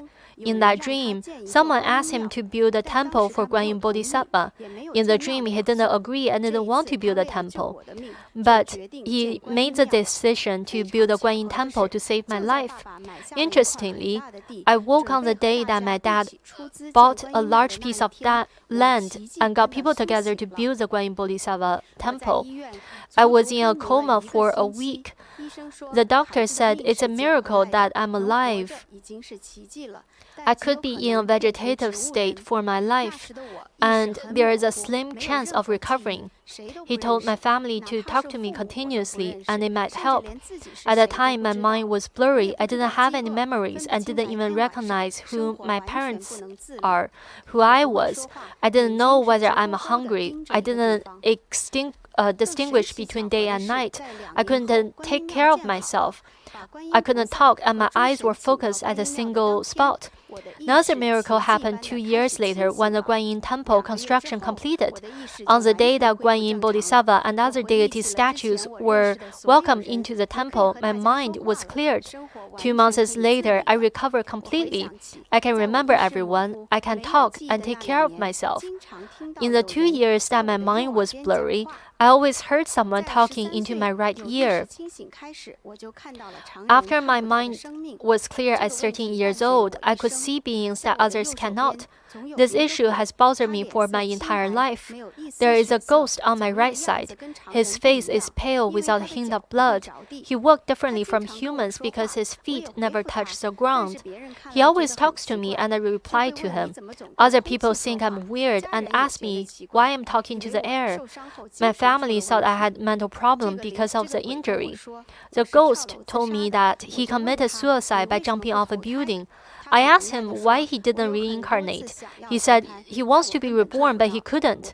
Not only is he stuck in this world, he has to relive the painful experience of jumping off that building and killing himself. His body is extremely cold and freezing to the bones. After I met him, I always felt chilly. In the hot Malaysian summer, I don't turn on air conditioning. I wear long-sleeve pajamas, pants, socks, and a heavy duvet to go to sleep. Otherwise, I would be shivering in cold. During the day, the sun is blazing. Everyone is sweating, but I need to keep warm by wearing thick long-sleeve clothing. I have not sweated for 40 years. Insomnia also troubled me for 40 years. I go to bed at 9 p.m. and then at 11 or 12 p.m., the ghost will wake me up. Once I'm awake, I couldn't go back to sleep again, so I only slept for 2 to 3 hours every night. There's another interesting issue. People can enter any monastery or temple, but I couldn't. I can only enter the Guanyin temple that my dad built.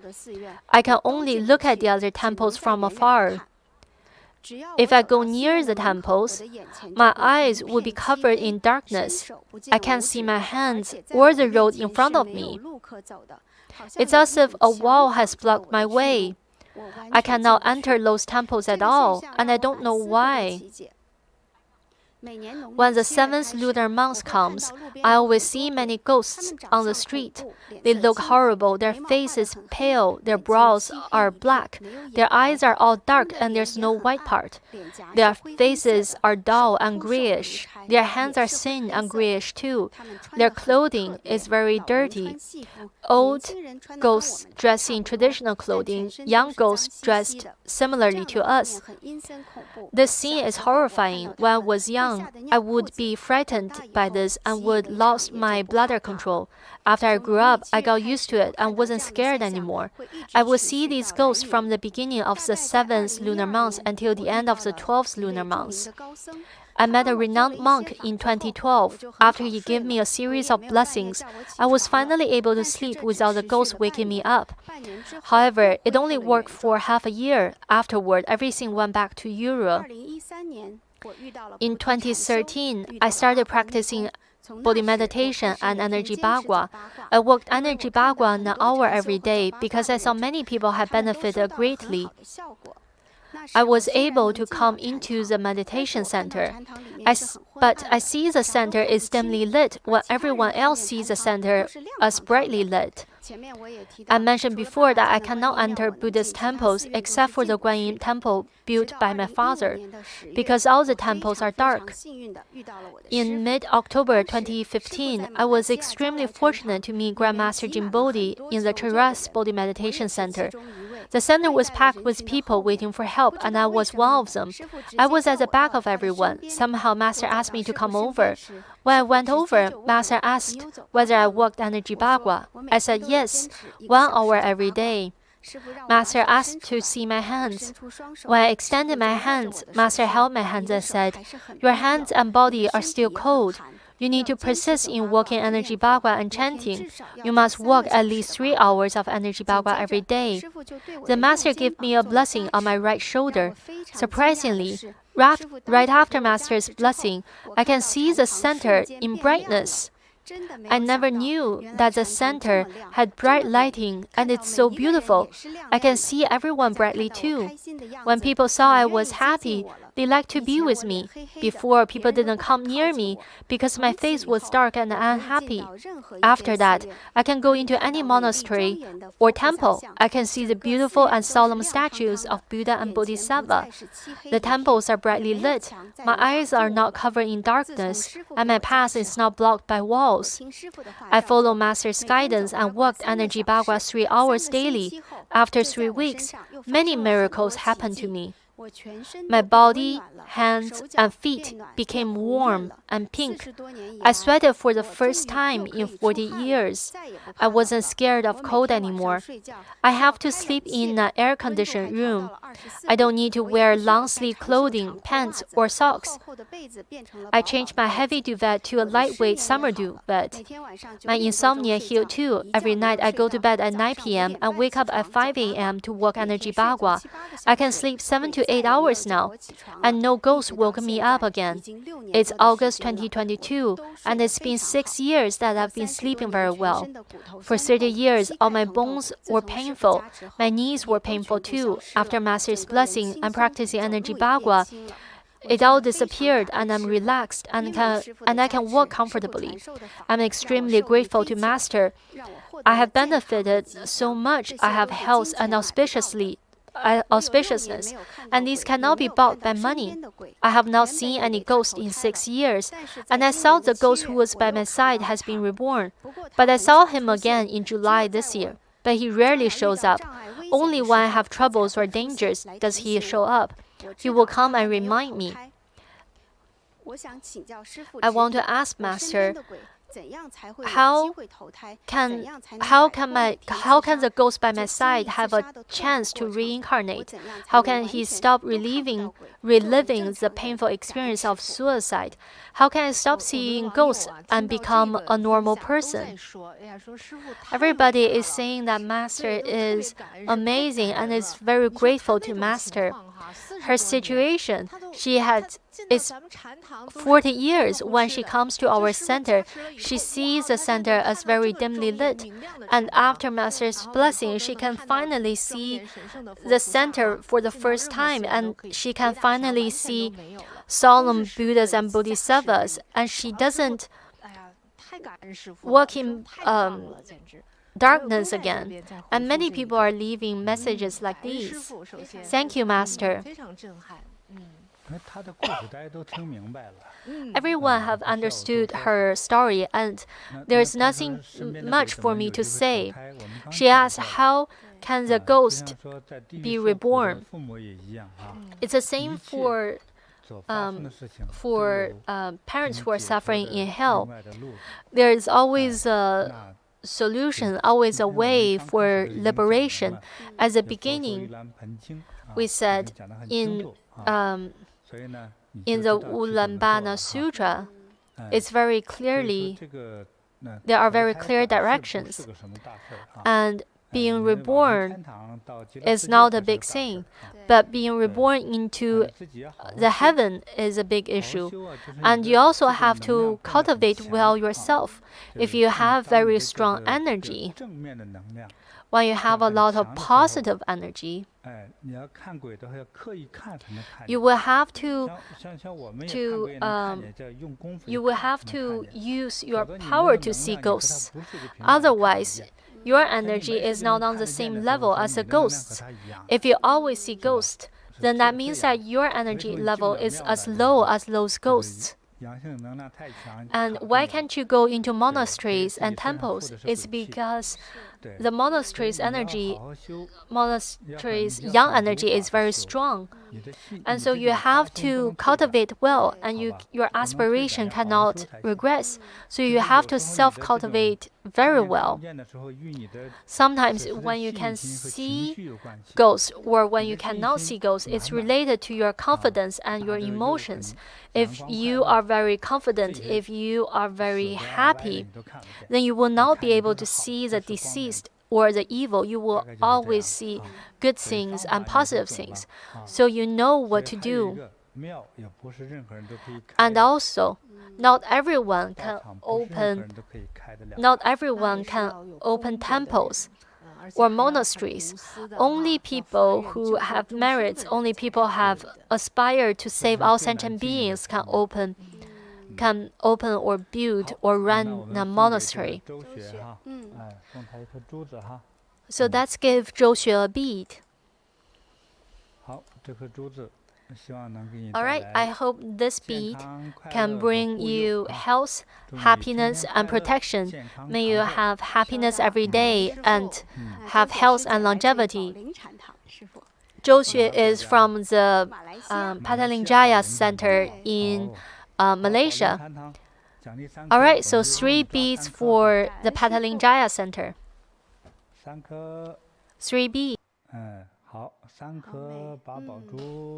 So 3 auspicious beads for the Patalinjaya Bodhi Meditation Center. Congratulations, you've got a grand prize. Alright, the next one is from Xiaoting from Taiwan. I have a friend whose name is Xiaotong.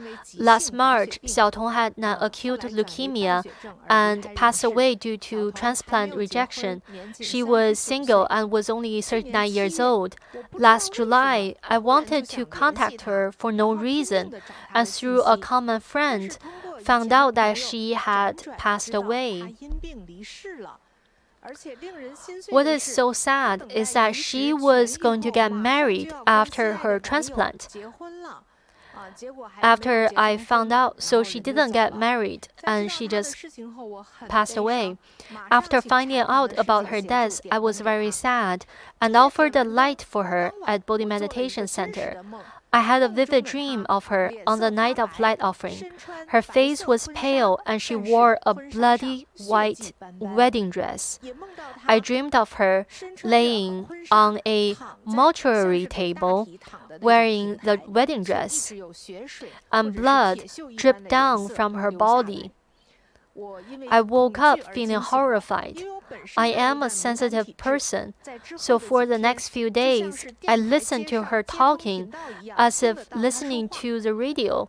She told me how hard she worked and how could she just die. She had hate. I was scared to sleep at night, and I tried to avoid listening to her. I wondered whether these are illusions. I had to hold the Vajra pestle and the Buddha's book to sleep.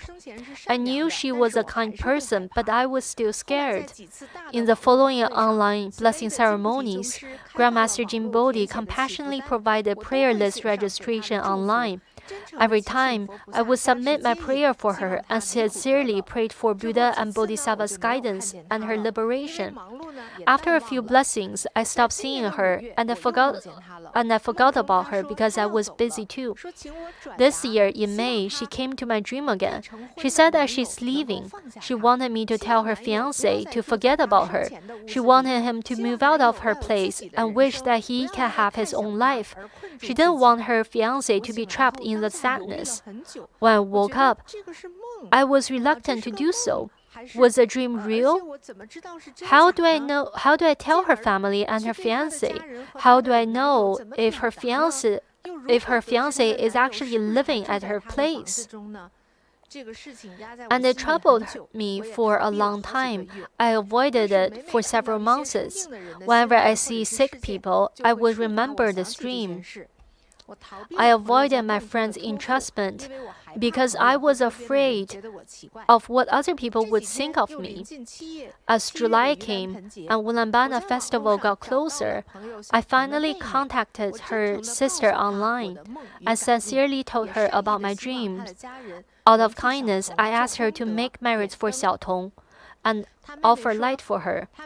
Her sister confirmed that Xiaotong's fiancé still lived at her place. He was still thinking of her, and he's acting as if she is still living in the house. I was sad when I heard about this. The deceased really knows about their living relatives' longings and worries. I pray to Earth-Store Bodhisattva and Compassion Master to guide Xiaotong to a better place. Thank you very much. Thank you, Master. So this is Xiaotong who came to Xiaoting's dream. So Xiaotong was single and unmarried, but she had a fiancé. She had acute leukemia, and she passed away at 39 years old. And then her friend Xiaoting, they were actually not in contact with each other, but Xiaoting just suddenly wanted to get into contact with Xiaotong again. And Xiaoting dreamed of Xiaotong. She dreamed that Xiaotong was laying on the mortuary table and there was blood dripping down from her body. And this is very terrifying. And Xiaotong, who the deceased, talked to her friend. She had a grudge. She didn't know why it was her. Why did she die? And Xiaoting offered light for her, and also prayed for her during master's classes and blessing ceremonies. And it worked because Xiaotong didn't come to find her anymore. But she dreamed of Xiaotong again, and this time, Xiaotong told her that she's leaving, and she asked her friend, who's alive, to tell her fiancé to let go of her and to live his own life. And Xiaoting avoided this issue because she didn't know how to contact Xiaotong's family and didn't know what to say, how to say it. And as Ullambana came closer, she found Xiaotong's sister and told this to her sister. And her sister actually confirmed that Xiaotong's fiancé is still living in Xiaotong's home, and he couldn't let go. So in the end, Xiaotong prays to Earth-Store Bodhisattva, prays to Master to guide Xiaotong into a better place. So first of all, I think that the person who has deceased, Xiaotong is not in the lower realm. She is in the upper realm, and she is not suffering. So that is some comfort for her, because Xiaoting has been helping Xiaotong with blessings and chantings and light offerings. And her fiance, and Xiaotong is actually very kind because she wants Xiaoting to tell her fiance to let go of her and to not to be sad and start his own life again. So we wish Xiaotong, who has passed away, may she enjoy bliss in the heaven and not suffer. And may you live a long life in the heavens. And also we wish that may her fiance have a good life too.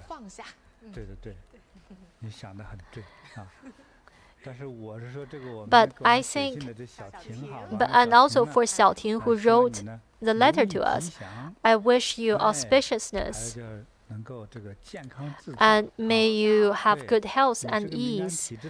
Since you are a sensitive person, then you have to cultivate well. It doesn't matter what method you use, but you have to be very sincere. Then your physique will be stronger and you will be less sensitive, and it will help you a lot. All right, let's give Xiaoting a bead.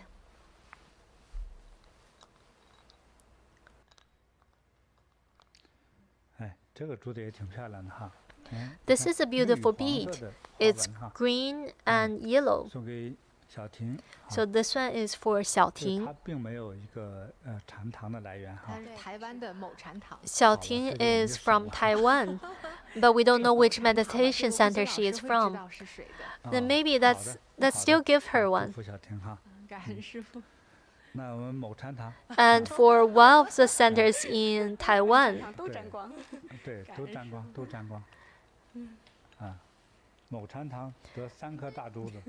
so these 3 beads are for one of the centers in center, wherever Xiaoting is from. Congratulations. Next is a sharing from Malaysia Center. Dear Master, my name is Bai Qiao. I want to share our benefit from offering light for my late sister-in-law. She was Vietnamese. She suffered from depression and committed suicide by drinking pesticide this April. On the second day of her passing, my other sister-in-law dreamed of my father who had passed away many years ago. He was walking in a dark place along with my late sister-in-law. They were anxiously walking back and forth and couldn't find a way out. When this living sister-in-law told me about her dream, I remember Master's teaching. Master said it's extremely important to offer light for the deceased person within 49 days of their passing. So I asked my family to offer a 49-day soul salvation light for our late sister-in-law and pray she be guided. After a week, my daughter-in-law dreamed of my late sister-in-law. She was still painful and couldn't make a sound, so she tried to communicate with her hand gestures. My daughter-in-law said she looked sad. I thought maybe because she didn't have enough merits and virtues. Since she died in that manner, she might not be in a good place. So my family made offerings to Earth-Lord Bodhisattva, Guanyin Bodhisattva, and many other Bodhisattvas in her behalf to liberate her. After 1 month of her passing, my family smelled a strong scent of pesticide. It's the same smell when my sister-in-law committed suicide. The smell lasted for an hour. I knew she had attachments and couldn't let go. She didn't have enough merits, so my family offered another 1-year light for her. After offering this light, my family didn't dream her in darkness again. They dreamed of her when she was happy and had fun with her friends. It looked as if she is trying to fly up to the sky. I knew my late sister-in-law has finally been liberated and went to a good place. 100 days after her passing, I smelled the scent of pesticide again. I knew she had come back. I told her, you have to cultivate, to practice with Master and follow his teachings. Go to a good place with Earth-Store Bodhisattva. Since then, I haven't smelled the scent of pesticide anymore. Thank you, Master, for teaching us the importance of making light offerings for our deceased relatives, especially in the first 49 days after their passing. When we make merits for them continuously, we can help them to attain liberation. Thank you, Master. This is a very good sharing, and it's very detailed. From the first time he saw her sister-in-law in a dark place, and slowly her sister-in-law was in better places. And in this process, they smelled the scent of pesticide twice. The family understood Master's teaching and followed Master's teaching to offer light for their sister-in-law, until finally they saw the sister-in-law, the late sister-in-law was happy in their dreams. The person who shared this story, Bai Qiao, is very kind. He is a disciple. It is his sister-in-law who committed suicide. He knows that the act of suicide is a wrongdoing, and there are karmic effects, and that's why you need to make merits for her to liberate her. Otherwise, there will be more troubles in the future, and I'd rather not go into it. So Bai Qiao used many different methods trying to liberate his sister-in-law, and by doing so, there's merits. And so he liberated his sister-in-law, and I admire him for his compassion. And also he called his entire family to do it together. And there's more merit because everybody witnessed it. Also, this is not an fortunate event, but Bai Qiao's actions are very kind and very good. So the sister-in-law was liberated. And what about Bai Qiao? Bai Qiao will receive good health and longevity. And also, you will have auspicious wisdoms. So this large bead is for Bai Qiao. I wish you auspiciousness in this entire life. Bai Qiao is from Malaysia. Shall we give beads to the Saramban Bodhi Meditation Center too? All right, these 3 ones, and there is an extra large one for the Saramban Bodhi Meditation Center. There are big beads and smaller beads. I handmade these beads, so some are bigger and some are smaller. I wish Saramban Bodhi Meditation Center, it's an excellent center and worth my award. So, in today's blessing ceremony, we have learned the sutra, the Ullambana Sutra, and we understand what it is about and how to rescue our parents, how to rescue our parents of the past 7 lives. And to do so, you have to make offerings to self-cultivation practitioners, the monks and nuns. And then we will be auspicious and acquire great wisdom. There are so many letters from our online friends, and it gives me a lot of inspiration too, because there are so many different issues, and in comparison, we are very happy. We have great happiness. Otherwise, you might have some small issue, and be very angry. But look at these people, how much suffering they have. And look at Ru Mian from New York. Oh, look at Xiao Ying from New York. She's not easy. So we have to feel content and be grateful. We have to learn Buddhism, be filial to our parents, be filial to our parents of the past 7 lives. Some people say that, oh, I need to make offerings, I need to spend money to liberate them. If you don't liberate them, then you will be the one who's going to suffer. It's a living that will suffer. Think about it, and you understand why I say this. Everyone is intelligent. And today, since you have stayed until this time, it's your time of fortune will continue to draw prizes, and all the prizes will be these auspicious beads that I have made. And we will just take a screenshot, and we'll give the bead to the three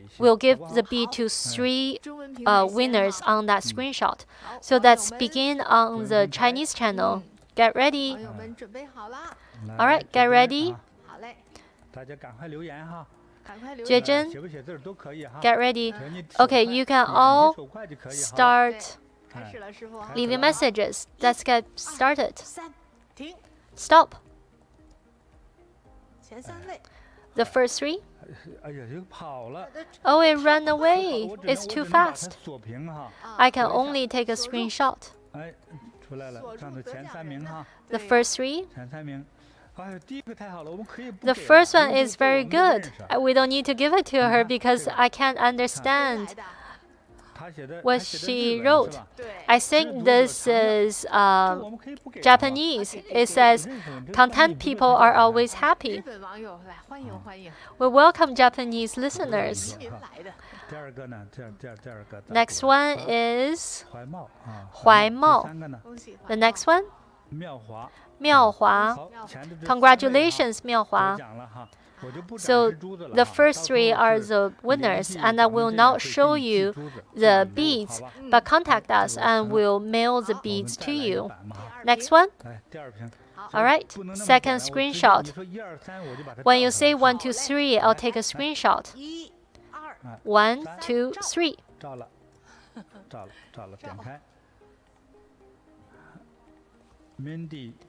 The first one is Mindy Kwok. The second one is Royal Azure.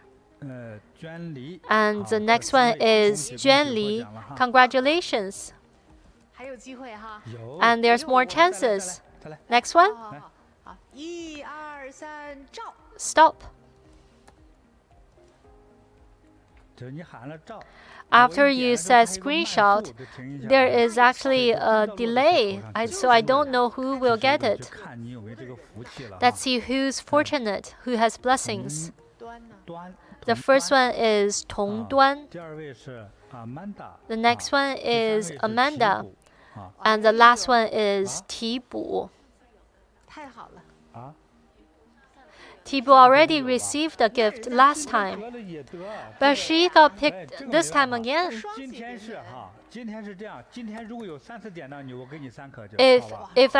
If you are in my screenshot screen times, then I will give you 3 this time, because you have so much fortune and merit. We need to listen to Buddha's teachings. I hope that everyone is auspicious, and I hope these beads will work. All right, let's get ready. Screenshot. It's people who have just sent a message. The first one is Luna J.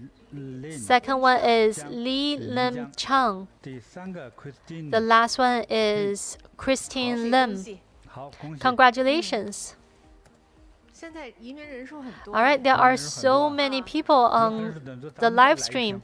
Let's do it one more time on the Chinese channel. Thank you, Master. Stop.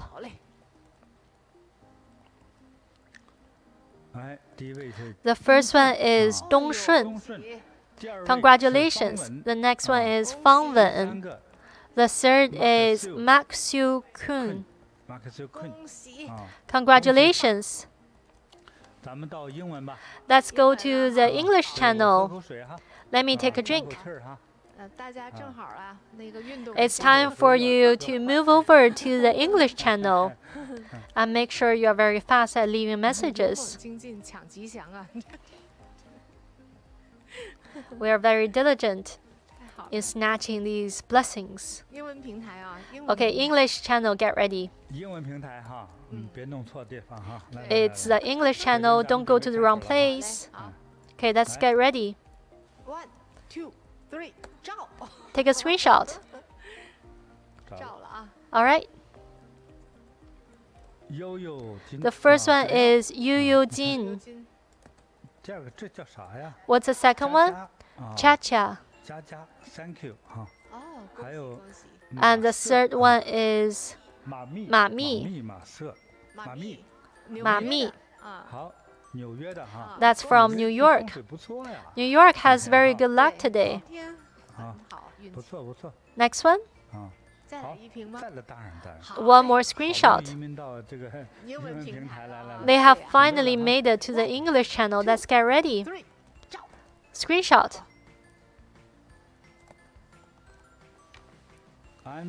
The first one is Andrew. Next one is Peng Tong. Congratulations. The next one is Chu Chu. Congratulations. One more screenshot. Get ready. 1, 2, 3, 照. Screenshot.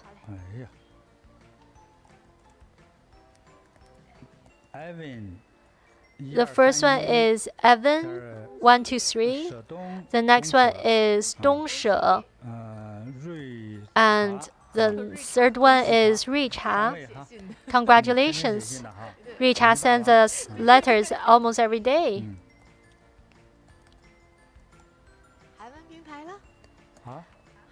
Shall we go to the Korean channel? Let's do one more screenshot on the English channel. Hopefully, I can give a gift to a British for someone who's in Britain. So we'll just do a screenshot. Screenshot. Is there Britons here? The first one is Sheng Gong. The second one is Karumi. The third one is Wang Dajun. These are not English speakers.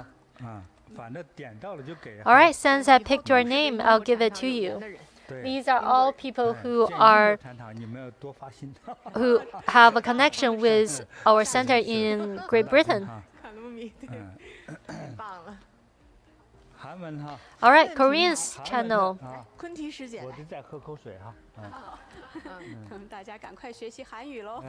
Let's get ready.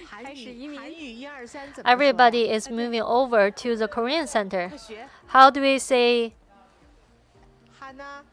1, 2, 3? All right, I think I learned it. Get ready.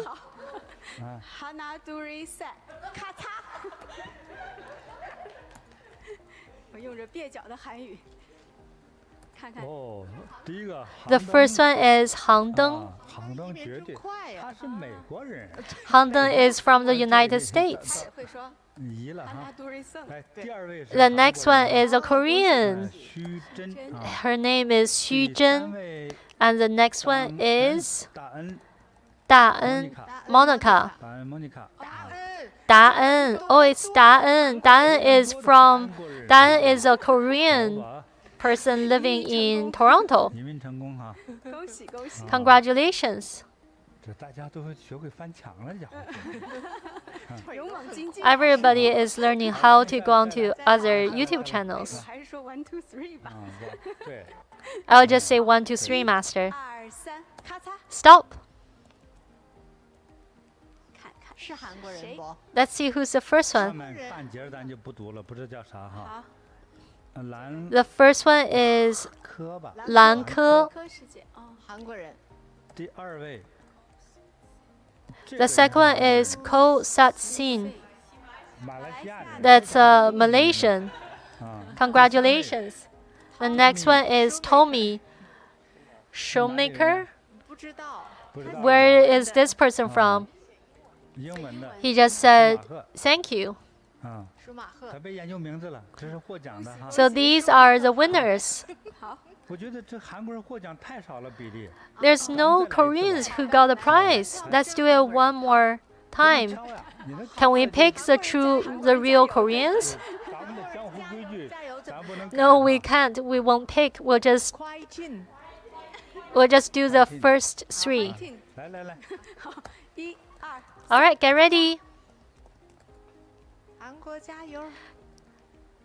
Go, go, Korean. 不知道是哪里人了哈。有鞍山这，个金璇。 The first one 啊 is 金鞍璇. 山 The next one is from 还有呢 Anshan, 一个叫百聪，鞍这山名字就不是 Korea 韩国的 and the last one is Korea. Sorry, the last one is Bai Cong from Malaysia. 但是你有福哈。大家都有福。 You have a lot of blessings. 好，恭喜恭喜！ Thank you, Master. 好，今天呢，大家应该有学 All 到 right. 了新的知识哈。 So 对我们 you have 要 all 想 learned something 真正 new 地去 today. 孝 And 敬父 if 母 you want 还 to 要 be 学会 filial 孝 to 敬 your 七世的 parents, 父母 you also 怎么办呢？ want 就 to 是做 be 功德 you also need 啊 to 多 be 做 filial to your 供养 past 佛to 佛 your 之 parents 三 of 宝 the 好这是佛 past 法僧 7 lives, and you 这样的 need 话 to be 这是 to 佛 do 陀 that 的 you 教 have 法 to be 希望 respectful 呢 to 你 the 能 three 够深 jewels, 信不疑 the 啊 Buddha, 让 the 哎 Dharma, 这 and 个 the 七世 Sangha. 父母 I hope 都 that 能 you 如理想 have 哈 deep 那我们 belief 活在人间 when 能 our 健 parents of the 康 past 长 7寿 lives 自 are 在快乐 auspicious, 啊 then 要不 than 然的话 us, 呢你 we 想 are 连 living in the 朋友 human world, then we can be auspicious and 到 easeful. 了轨道你都 When 会 your 觉得被 friend 招惹弄得不舒服 is 对不对 in 何 the 况如 hell 果是你的 realm, 亲人呢 then you will not 你 feel 的父母啊 uncomfortable. 其实父母也 Then 好 how much more so if it's Eh, your 对吧？ parents 还有这 or 个 your 特别 parents 亲 of 这 the 个关 past 系 7啊 lives 哎 or 其实 other 都需 close 要去帮 relatives. 他们一下 So we 对 have 其 to 实 help them. 帮人也如帮自己 Helping others is 佛 helping 其实为什么 yourself. 佛教化我们一定这个时候 Buddha has 要 taught 去 us 孝敬帮助我们 that we 现在的 have 父母 to 和 be 往生的 filial 父母 to 还有 our 前七世 parents 父 who 母 are alive, to 因 our 为他 deceased 们的 parents, and to our parents 好 of the 坏 past 不 7同的 lives. 这样的一种的 because 命运与感受哈 Their 就是和 fortune, 我 their 们的 fate 命运绝对有着较 is 必然的关 absolutely 系啊 connected to 他们好 our 我 fate. 们会更 When 好 they are 他们 doing 不好 well, then 我们 we'll 一定 do 会 well. 更加 When 的 they 障 are 碍和 not 痛 doing 苦 well, then we 所 will 以 have a 呢 lot of 在大家趁 obstacles 这个 and 佛 sufferings. 欢喜日哈 So 多为 during the 这个 Ullambana 自己的父 Festival, 母多做 I 功 hope 德 that you will make 啊 more 为 merits for 在世 your 的父母呢 parents, 也要做 for your 功德 parents, 祝他们 for 健康长 for your 寿 parents 啊 who are alive, 快 make 乐 merits 幸 and 福 pray 啊 for 这是才是为 health, 子女的 happiness, and 这个孝 longevity. 顺之道 And 啊 that is 已经往 what 生 a 的你更 filial 要去做功德 child will do. 哎 And for 这 the 个 deceased 我就不跟 parent, 我多啰 make 嗦了 merits 啊 for 大家 them 都 too. 明白怎么回 I 事 will 了 not 啊 say 对所以去 any 多 more 多 about 做这 that. 些啊 So do 那 a lot of kind 今 deeds 天 and 给 make 大家介绍 merits. 一些这个小的 Today, 法 I 器在 want 这个 to introduce 时 to 间 you 上 some 啊 of 这 these 里 dharma 特别需 items. 要的人定制的哈 People 特别需要的人 who 定制 really need it. There are some people who need it a lot. 你看这种呢，哎，乍一说像金刚 If 杵 you look 其实 at 底下 this, 有个尖儿的，这 This 三棱 looks 尖的 like 哈 a Vajra pestle, but 金刚诀 this is actually 是 called a 金刚诀 Phurba. 上面的 On the top, 这个脸哈， on the top are 对，但它 three 不是恶魔哈， faces, 这 but 是 these 护法神 faces are 对 not 护法神啊 devils. 这 These are 个 actually 不细讲了哈 protectors. I will not 它 talk 这个 about 所 the 在的 design 地 in 方呢 detail, 就是能够震慑 but 这 wherever 个 the 一个 Phurba 很 is, 大的范围 it will be 啊，比如 able 说 to 10公里 protect 20 a 公里 very 100公里 large 的 area, such as a 20-kilometer area or more, and the evil energies cannot come close to you. And especially at some homes, it's not very peaceful. Although we hung an image of compassionate Buddhas and Bodhisattvas, some of these evil beings, they are not scared by the compassionate image of Buddhas and Bodhisattvas, and they continue to torture those who live there, so the residents cannot sleep and cannot be peaceful. But if you place a Phurba there, it will protect your home and eliminate any evil energies. And people who have businesses, this Phurba set can increase your determination and your success. If you have a business, then you need to be courageous and brave to be successful. And Buddhas and Bodhisattvas will increase this power for you so that you can be successful more easily. And it also helps you to ward off evil energies.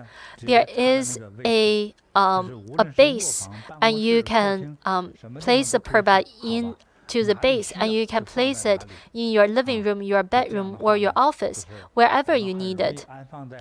And so you can put it anywhere, and it's very easy.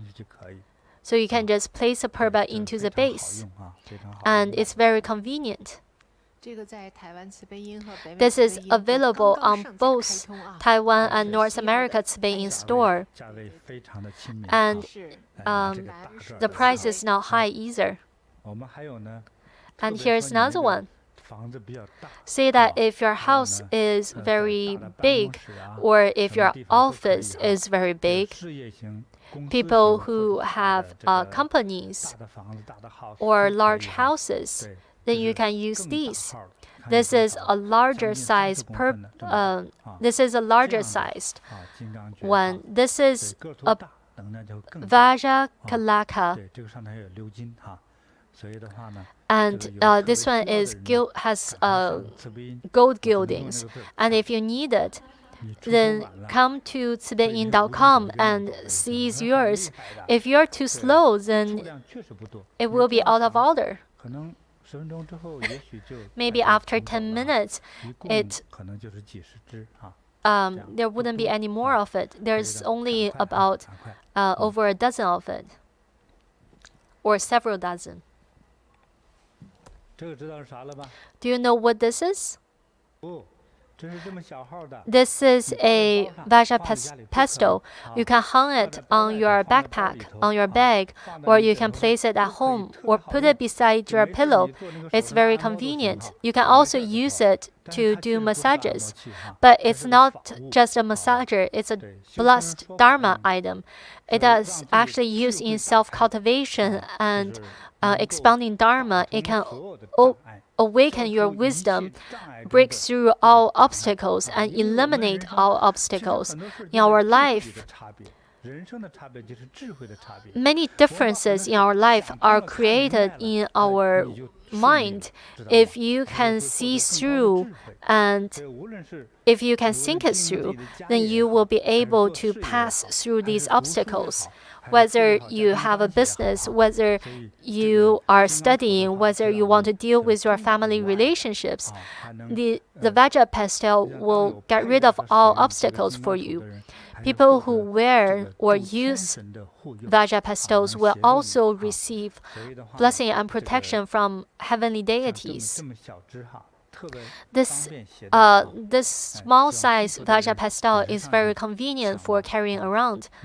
And if you need it, just come online to cibeiyin.com. And I think there's only very few available.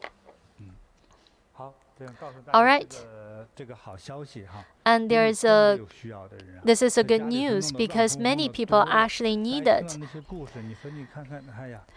And you might have heard such stories, and when you hear it, you will feel scared, and so you need something to protect your home and give you courage.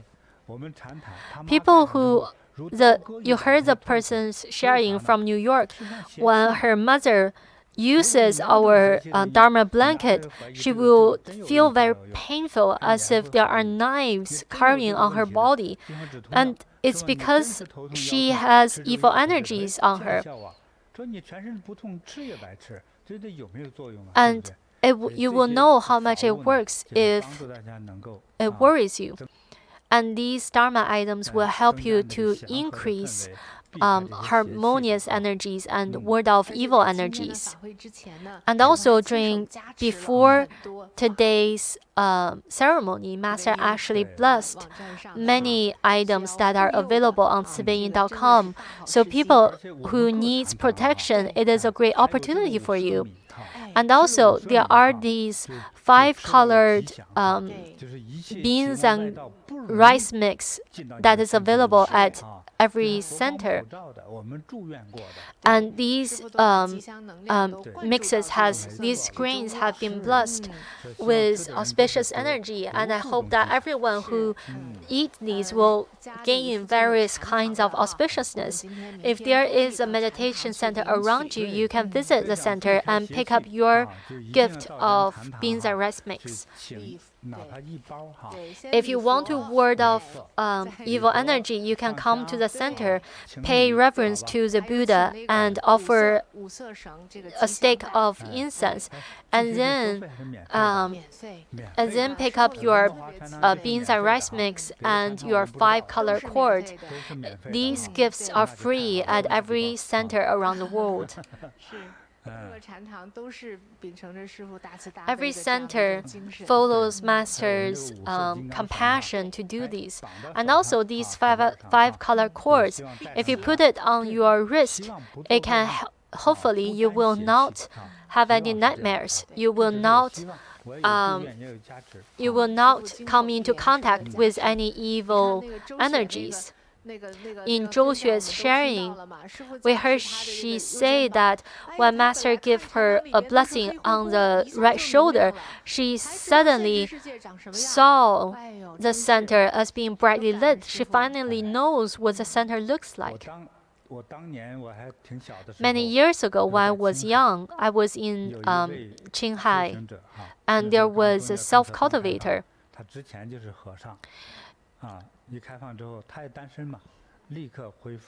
So that was when religion was allowed in China again.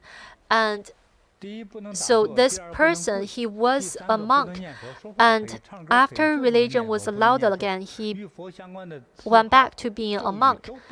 But he had an issue. He couldn't chant or read sutras, and if he does so, he would have a headache. And why is that? Because during the Cultural Revolution, he was sent to the funeral home to deal with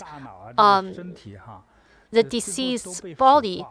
And because he couldn't self-cultivate for a very long time, his body has been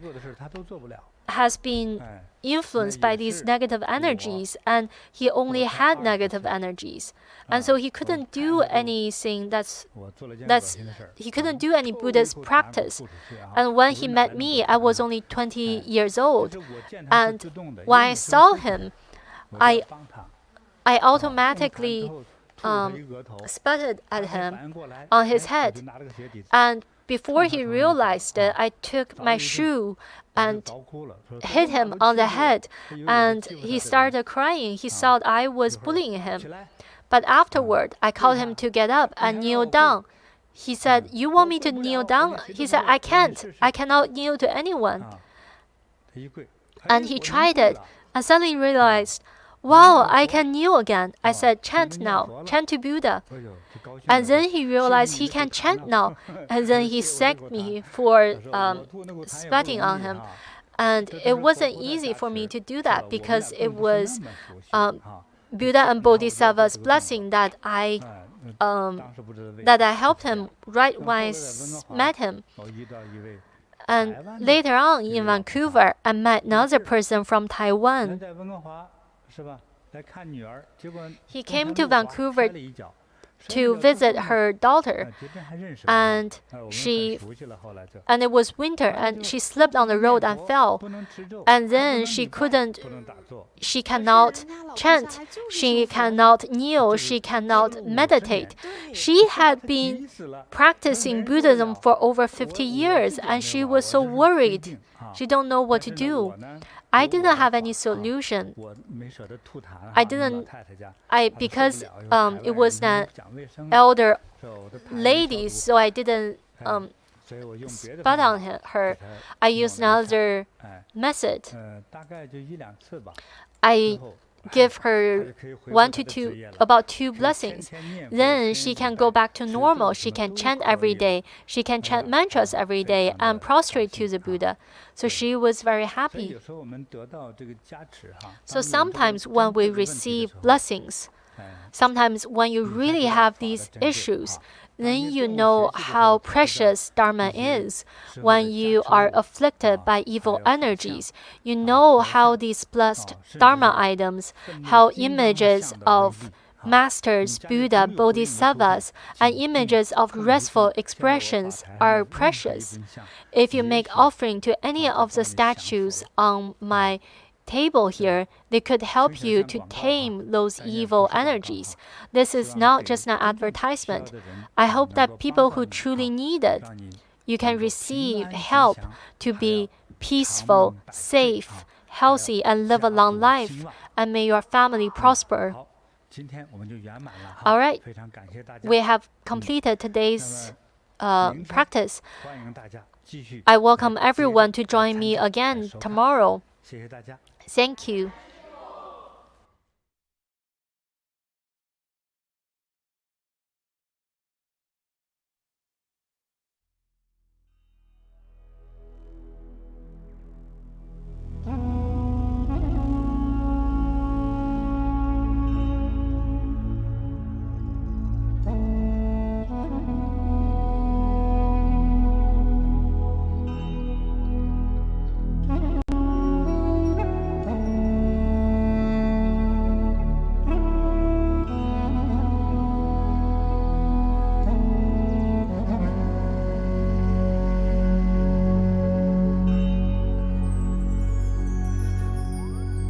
Oh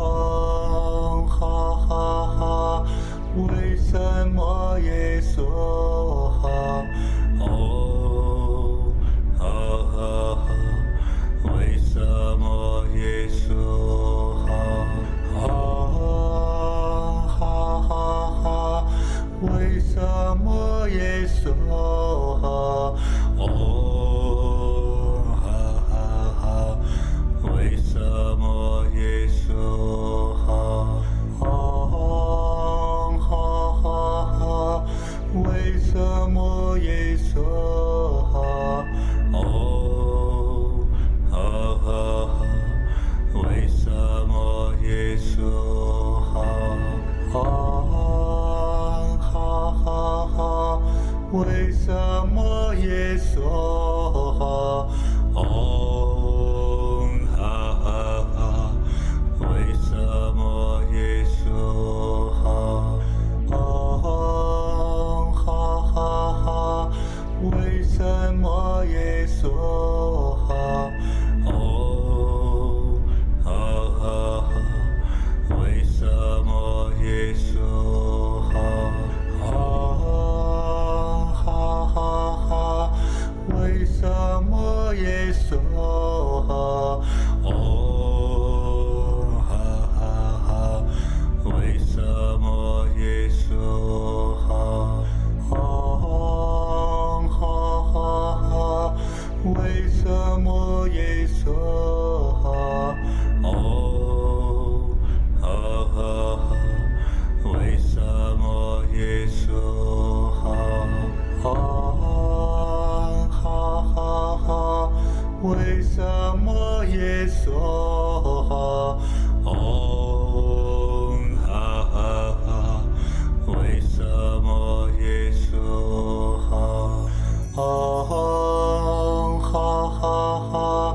为什么耶娑哈？唵哈哈哈，为什么耶娑哈？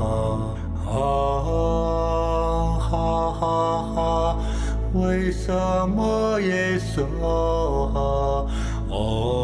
唵哈哈哈，为什么耶娑哈？唵哈哈哈，为什么耶娑哈？唵哈哈哈，为什么耶娑哈？唵哈哈哈，为什么耶娑哈？唵哈哈哈，为什么耶